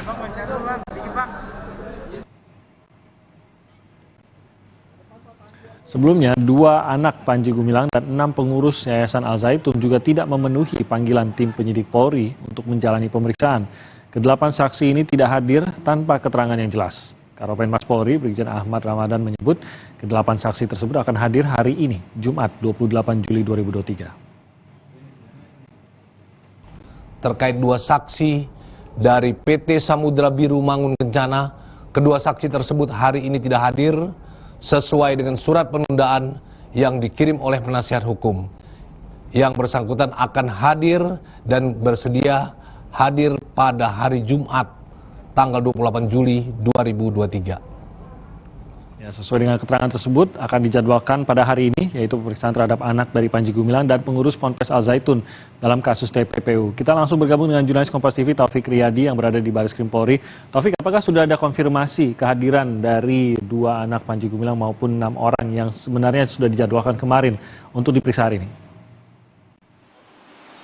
Ya, selamat pagi Timothy dan juga saudara. Memang saat ini setelah kami konfirmasi tadi pagi ke pihak kepolisian untuk total 10 orang saksi yang akan diperiksa di Barreskrim Polri hari ini, termasuk kedua nama atas nama anak Panji Gumilang ini masih belum kami dapatkan. Apakah akan hadir atau tidak? Diketahui bahwa dari ke-10 nama tersebut sebelumnya mangkir atau tidak menghadiri pemanggilan dari Barreskrim Polri pada sebelumnya. Untuk 2 nama tersebut adalah yang mangkir pada hari Rabu tidak hadir adalah atas nama AF dan juga MY selaku komisaris dari PT Samudra Biru Mangun Kencana. Lalu juga Barreskrim Polri juga sempat melakukan pemanggilan kepada 8 saksi lainnya, yang mana dari 2 nama tersebut merupakan anak dari Panji Gumilang dengan inisial IP dan juga APU yang berperan sebagai ketua pengurus dan juga sekretaris dari Pondok Pesantren Al Zaitun. Di sini kami masih menunggu konfirmasi dari pihak kepolisian tentunya apakah dari ke-10 nama tersebut yang diagendakan akan hadir pada hari ini apakah bisa menghadiri ataupun tidak.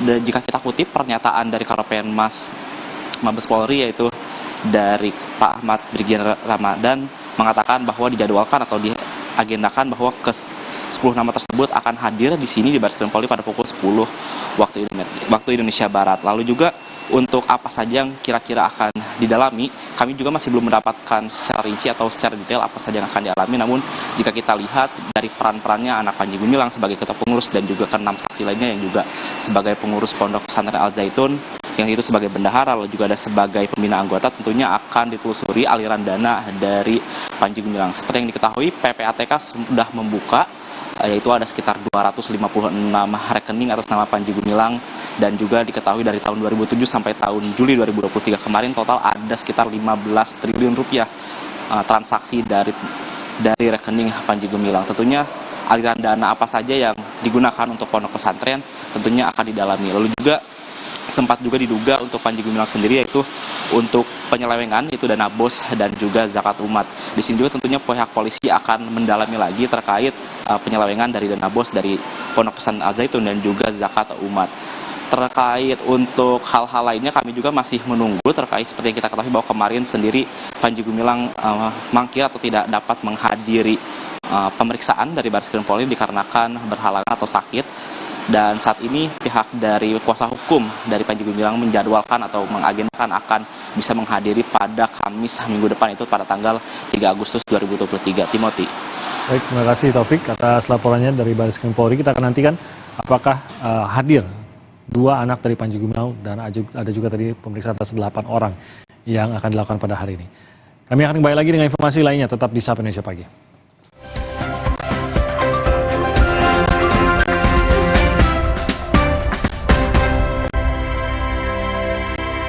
Saatnya nurani menjadi inti, menggerakkan pribadi untuk dapat bersinergi di lajunya roda teknologi. Melalui ekosistem yang mendukung tiap lini, Kompas menjaga amanat hati nurani rakyat untuk terus dapat menunjukkan arah. Memastikan kendali atas kecerdasan buatan yang dipandu kebijakan nurani. 58 tahun Kompas berinovasi, menyatukan teknologi dengan hati. Dia cerita ke saya, kenapa setiap minum dingin, saya merasa ngilu. Itu semua karena memang dia memiliki kondisi gigi sensitif. Ada kemungkinan kondisi ini akan semakin memburuk. Saya merekomendasikan Sensodyne teruji secara klinis untuk menenangkan gigi yang sedang ngilu dan memberikan perlindungan hingga 24 jam. Sehingga kamu tidak perlu ragu lagi untuk mengonsumsi makanan dan minuman yang kamu suka. Ini sangat bagus.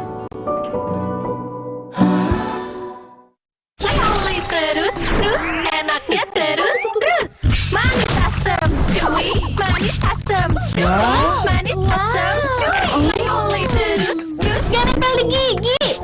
Slay oleh. Mau mengiklankan usaha kamu dengan harga terjangkau? Langsung aja ke pasangiklan.com. Pasang iklan segampang upload, bayar, tayang. Ada beragam paket yang bisa kamu pilih di pasangiklan.com. mulai dari harga Rp50.000 sampai harga Rp1.000.000. Iklan kamu akan tayang di jaringan media milik Kompas Gramedia. Jadi, iklan kamu berpotensi dilihat oleh 270 juta pembaca. Di pasangiklan.com, kamu bisa memilih jenis iklan yang ingin ditayangkan. Kamu bisa memilih iklan untuk ditayangkan di website, Instagram, atau iklan baris di koran Kompas. Di pasangiklan.com, kamu nggak perlu khawatir, karena setelah iklan ditayangkan, kamu akan mendapatkan informasi mengenai perkembangan iklan berupa laporan performa untuk iklan digital dan Instagram, serta notifikasi penayangan untuk iklan baris di koran Kompas. Jadi, mau pasang iklan yang dilihat banyak orang dengan harga terjangkau? Segampang upload, bayar, lalu tayang? Tunggu apa lagi? Langsung aja ke pasangiklan.com.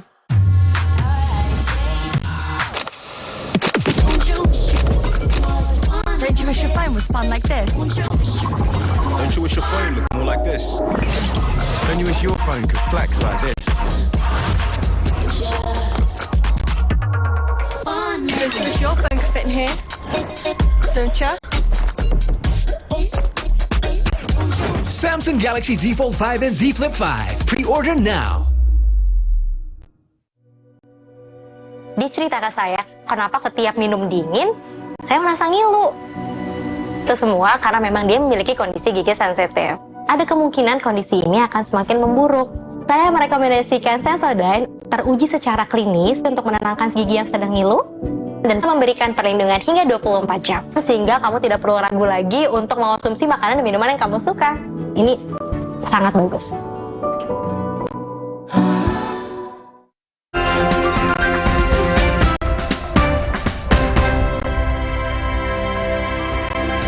Ya, yang ini saya aja yang membacakan. Ya. Nggak ada hubungannya sama saya. Nggak ada. Timothy nggak usah. Saya bukan fans MU, saya bukan fans Real Madrid. Tim diam aja, ini penting ini. Apalagi kalau Real Madridnya menang. Iya dong, itu dia. Real Madrid, aduh, berhasil menaklukkan, ini mohon maaf ya, Manchester United, walaupun masih dalam laga pramusim Soccer Champions Tour 2023. Kedua gol kemenangan dari Los Blancos dijaringkan Jude Bellingham dan Joselu. Kita lihat.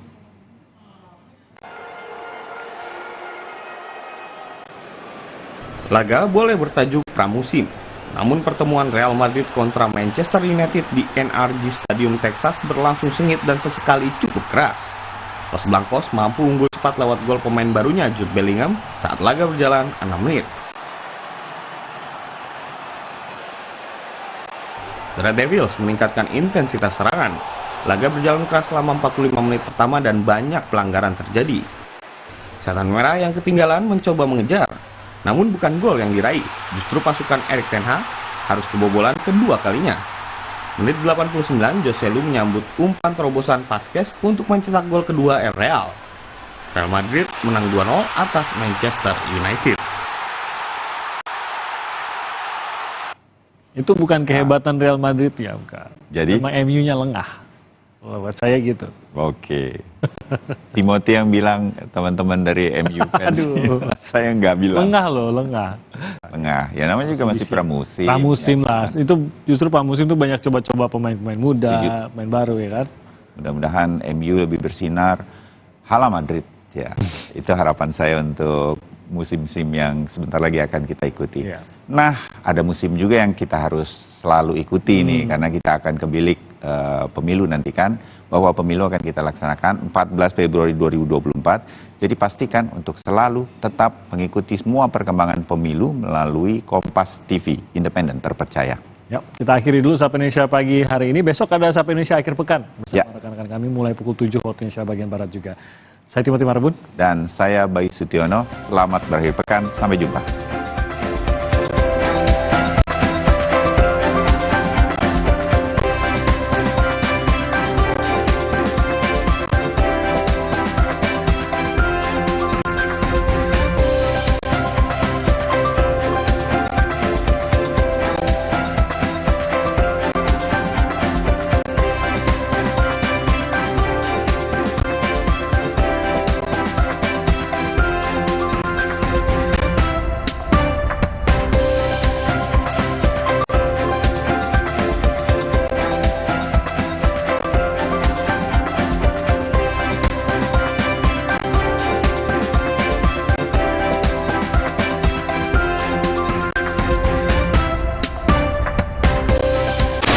Hah? Kok TV-nya mati? Siaran analog Kompas TV di wilayah berikut akan dihentikan. Beralihlah ke siaran digital Kompas TV dengan nomor frekuensi berikut. Dengan siaran digital, Anda dapat menikmati program-program Kompas TV dengan lebih tajam dan jernih. Info lengkap, klik Kompas TV/pindah ke digital. Ayo, masuki era digital bersama Kompas TV. Penyakit diabetes, hipertensi, kolesterol tinggi merenggut kesehatan dan kebahagiaan keluargaku. Ayah terkena serangan stroke karena selama ini abai dengan hipertensi. Kak Weni suka dengan yang manis. Sampai pada akhirnya berujung kronis.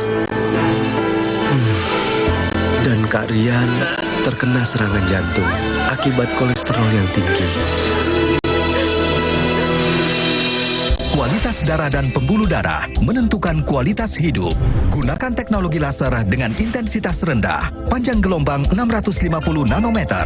Digunakan secara ekstravaskular di pergelangan tangan. Bermanfaat meningkatkan kualitas darah dan pembuluh darah. Sistem peredaran darah meningkat, sirkulasi tubuh menjadi lancar. Lengkapi kesehatan keluarga Anda dengan teknologi laser. Dapatkan aku laser dan dokter laser hanya di Gogo Mall.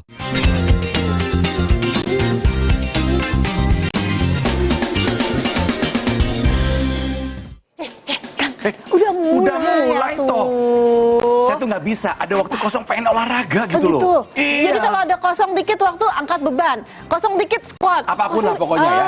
Jadi saudara, jika Anda belum berolahraga, ayo mulai sekarang juga. Tapi ingat, olahraga aja nggak cukup. Nggak cukup. Kita harus melakukan 4 pilar hidup sehat. Bener. Olahraga hanya salah satunya. Ayo 3 lainnya apa? Ayo 3 lainnya adalah makanannya harus dijaga, tidurnya harus cukup, terus manajemen stresnya ini ya saudara juga harus diperhatikan agar apa? Agar hasilnya maksimal. Betul. Jadi jika kita sudah melakukan 4 pilar hidup sehat, kita bisa memastikan kualitas darah dan pembuluh darah kita dalam keadaan baik. Orang tuh punya persepsi kalau misalnya sudah olahraga, otomatis semuanya tuh bagus, terutama kolesterolnya. Padahal nih ya Kang ya, rajin olahraga saudara, belum tentu kolesterol kita itu terkendali. Betul. Banyak orang yang terlihat bugar, padahal dia tidak sehat. Kali ini kita akan ngobrol-ngobrol tentang kualitas darah kita, terutama kolesterol harus dikendalikan ya.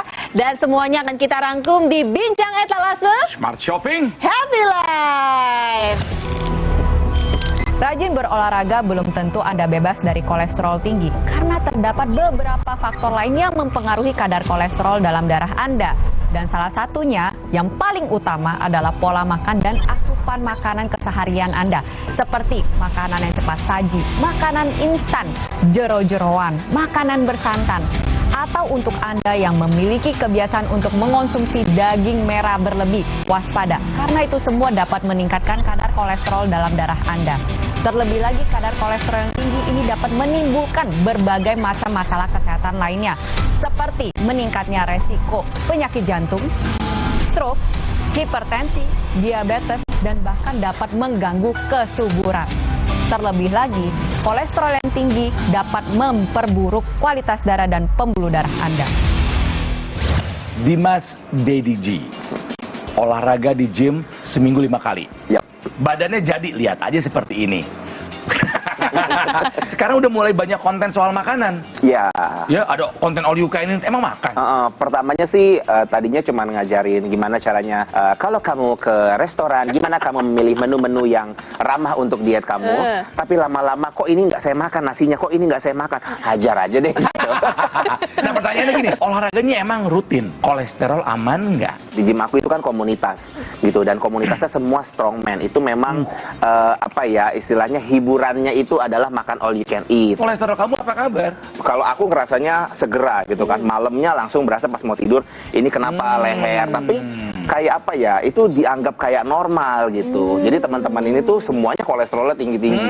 Akhirnya semua nih minum obat ini 10 mili, masih sakit nih 20 mili gitu. Jadi kan itu sebenarnya nggak sehat kan. Setelah ngobrol sama teman yang dokter dokter. Itu obat keras, itu harusnya diresepkan sama dokter, nggak boleh sembarangan. Boleh tahu nggak sih dulu pas ngecek kolesterolnya, Dimas berapa kadar kolesterol? Paling tinggi berapa?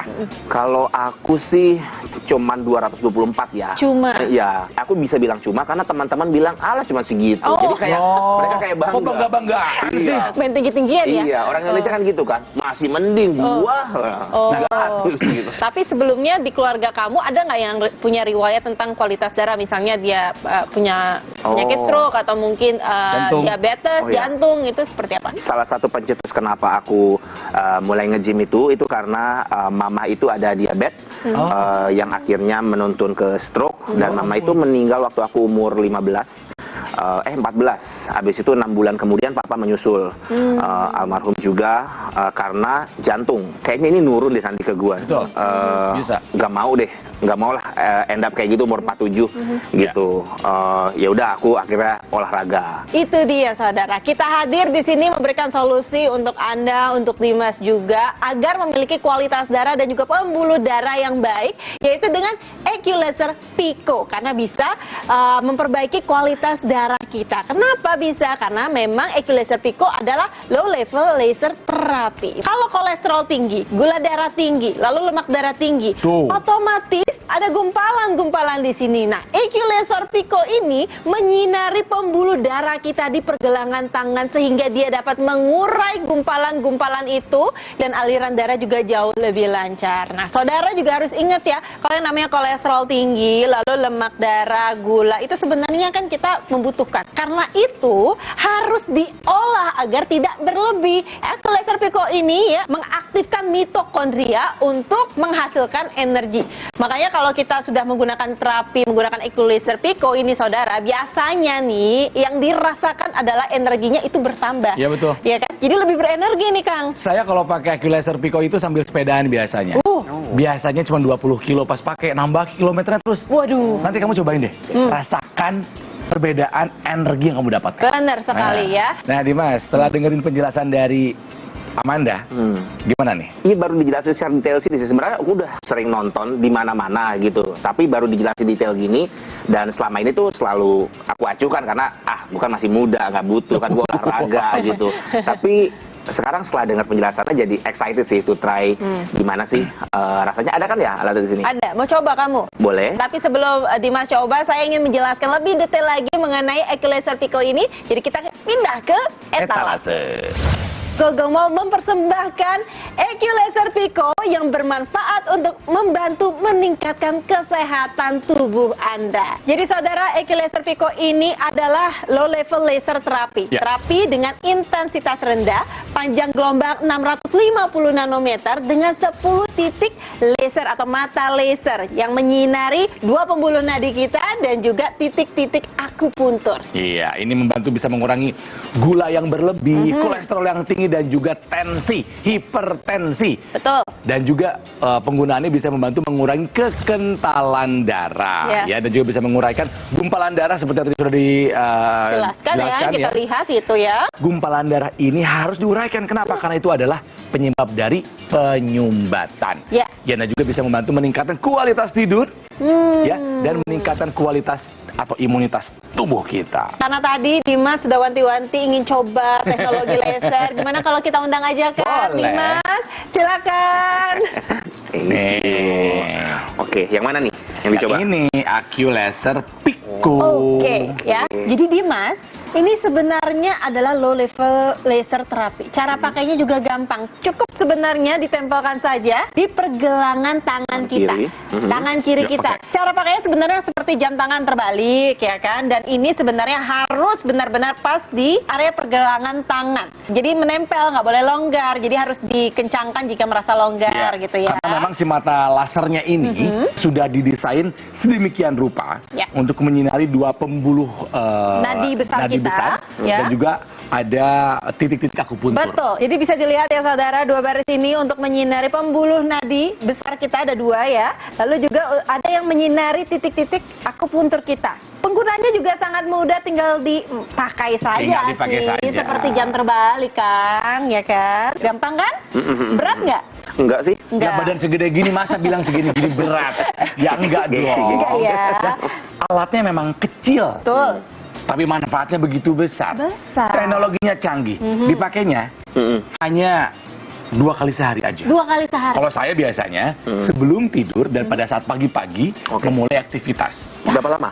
15 sampai dengan 60 menit bebas.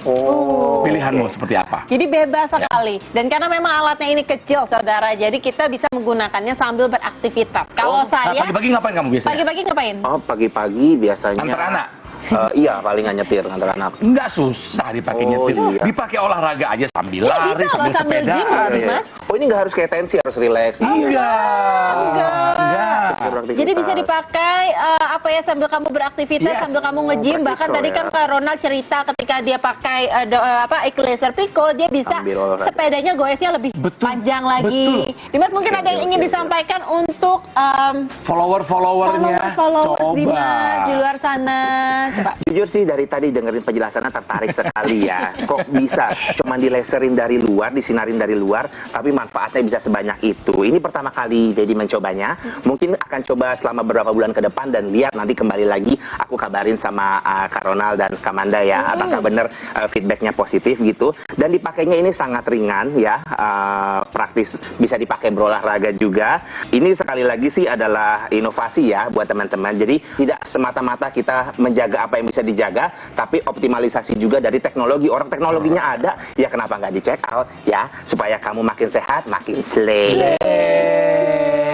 Ya. Nah, supaya Dimas makin yakin, supaya Anda juga ya makin yakin, banyak yang sudah merasakan manfaat dari penggunaan teknologi laser. Salah satunya adalah kisah yang satu ini. Kebetulan saya nggak ada keluhan apa-apa ya, selain mungkin kolesterol aja sih.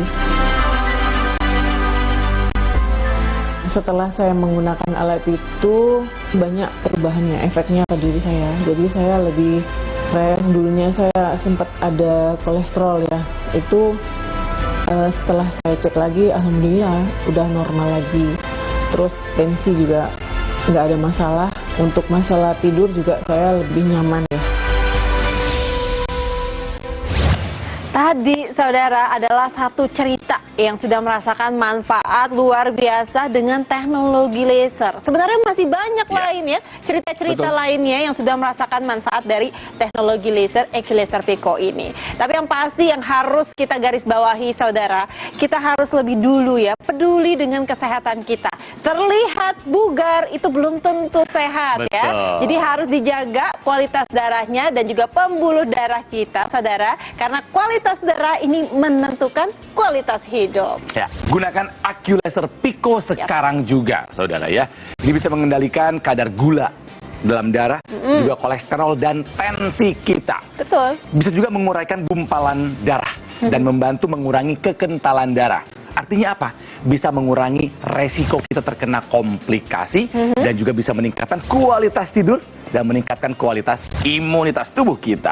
Jadi saudara, lakukanlah terapi dengan Equalizer Pico ini ya sekarang juga. Untuk apa? Untuk membantu melancarkan satu aliran darahnya, memperbaiki aliran darahnya serta kualitas darahnya dan juga pembuluh darahnya ya. Anda bisa menggunakan Equalizer Pico yang asli didapatkan hanya di GoGo Mall. Miliki Equalizer Pico dari GoGo Mall yang merupakan pelopor tentang teknologi laser untuk kesehatan darah di Indonesia sejak 2011 loh, Kak. Ya, namanya juga barang bagus ya. Betul. Banyak yang mau meniru. Tapi ingat, yang jelas kualitasnya, yang sudah terbukti pelayanannya hanya ada di GoGo Mall. Kenapa? Karena ada garansi 1 tahun untuk suku cadang dan juga nanti kalau misalnya Anda sudah punya Equalizer Pico ini, Anda bisa melakukan konsultasi dengan tim dokter dan itu free of charge alias gratis. Ya, jadi tunggu apa lagi, saudara? Yuk deh, sebelum komplikasi menyerang, ya kan? Kalau Anda misalnya masih muda, orang tua Anda sayang sekali, kasihkan sebagai hadiah. Kasih sebagai hadiah. Harus dimiliki sekarang juga. Hubungi kami sekarang juga dan rasakan manfaat terbaik dari Equalizer Pico. Penyakit diabetes, hipertensi, kolesterol tinggi merenggut kesehatan dan kebahagiaan keluargaku. Ayah terkena serangan stroke karena selama ini abai dengan hipertensi. Kak Weni suka dengan yang manis. Sampai pada akhirnya berujung kronis. Dan Kak Rian terkena serangan jantung akibat kolesterol yang tinggi. Kualitas darah dan pembuluh darah menentukan kualitas hidup. Gunakan teknologi laser dengan intensitas rendah, panjang gelombang 650 nanometer. Digunakan secara ekstravaskular di pergelangan tangan. Bermanfaat meningkatkan kualitas darah dan pembuluh darah. Sistem peredaran darah meningkat, sirkulasi tubuh menjadi lancar. Lengkapi kesehatan keluarga Anda dengan teknologi laser. Dapatkan aku laser dan dokter laser hanya di Gogo Mall. Tanpa disadari, aktivitas sehari-hari dan postur tubuh yang buruk mengakibatkan tekanan antar ruas tulang belakang. Dapat mengakibatkan berbagai masalah apabila tidak diatasi dengan segera, seperti pengapuran, peradangan tulang belakang, pergeseran sendi tulang belakang, bahkan sampai syaraf terjepit yang dapat mengakibatkan kelumpuhan. Segera gunakan Dr. Q-Back Support Belt. Dapat membantu menopang beban tubuh Anda. Bermanfaat membantu mengembalikan struktur ruas dan sendi tulang belakang. Satu-satunya medical back support yang memiliki 5 layers back support. Dengan satu tarikan memberikan perlindungan 360 derajat untuk pinggang dan tulang belakang Anda. Dapat membantu menopang beban tubuh sehingga membantu mengembalikan struktur ruas dan sendi tulang belakang. Merelaksasikan otot pinggang dengan maksimal. Mencegah sakit pinggang berulang. Anda yang ingin pulih dari pengapuran, pergeseran sendi, pengeroposan tulang belakang, patah tulang belakang, gunakan Dr. Q-Back Support Belt. Pesan dan gunakan sekarang juga.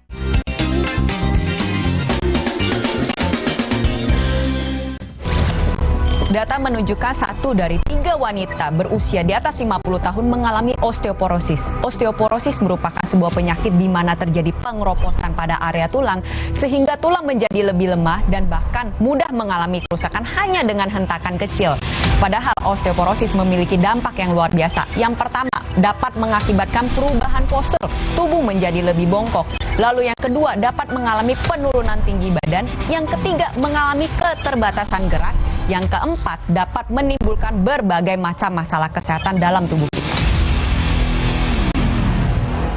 Itu dia, saudara. Ternyata memang fungsi dari tulang belakang itu penting sekali ya, karena bisa menahan beban tubuh. Memang fungsinya itu ya, Kang Ronald ya. Memang fungsi begitu. Betul. Dan banyak banget sebenarnya orang-orang di luar sana yang mengalami masalah pada pinggang atau tulang belakang kita. Salah satunya nih untuk perempuan, saudara, yang berumur di atas 40 tahun ke atas, 45 tahun ke atas. Menopause. Dan itu bisa meningkatkan resiko osteoporosis. Bahkan gangguan hormon juga bisa meningkatkan osteoporosis. Saudara hati-hati ya. Jadi tanpa disadari aktivitas sehari-hari kita dan juga postur tubuh kita yang tidak baik, kita nggak sadar kan? Nah, nggak sadar bungkuk gitu kan ya.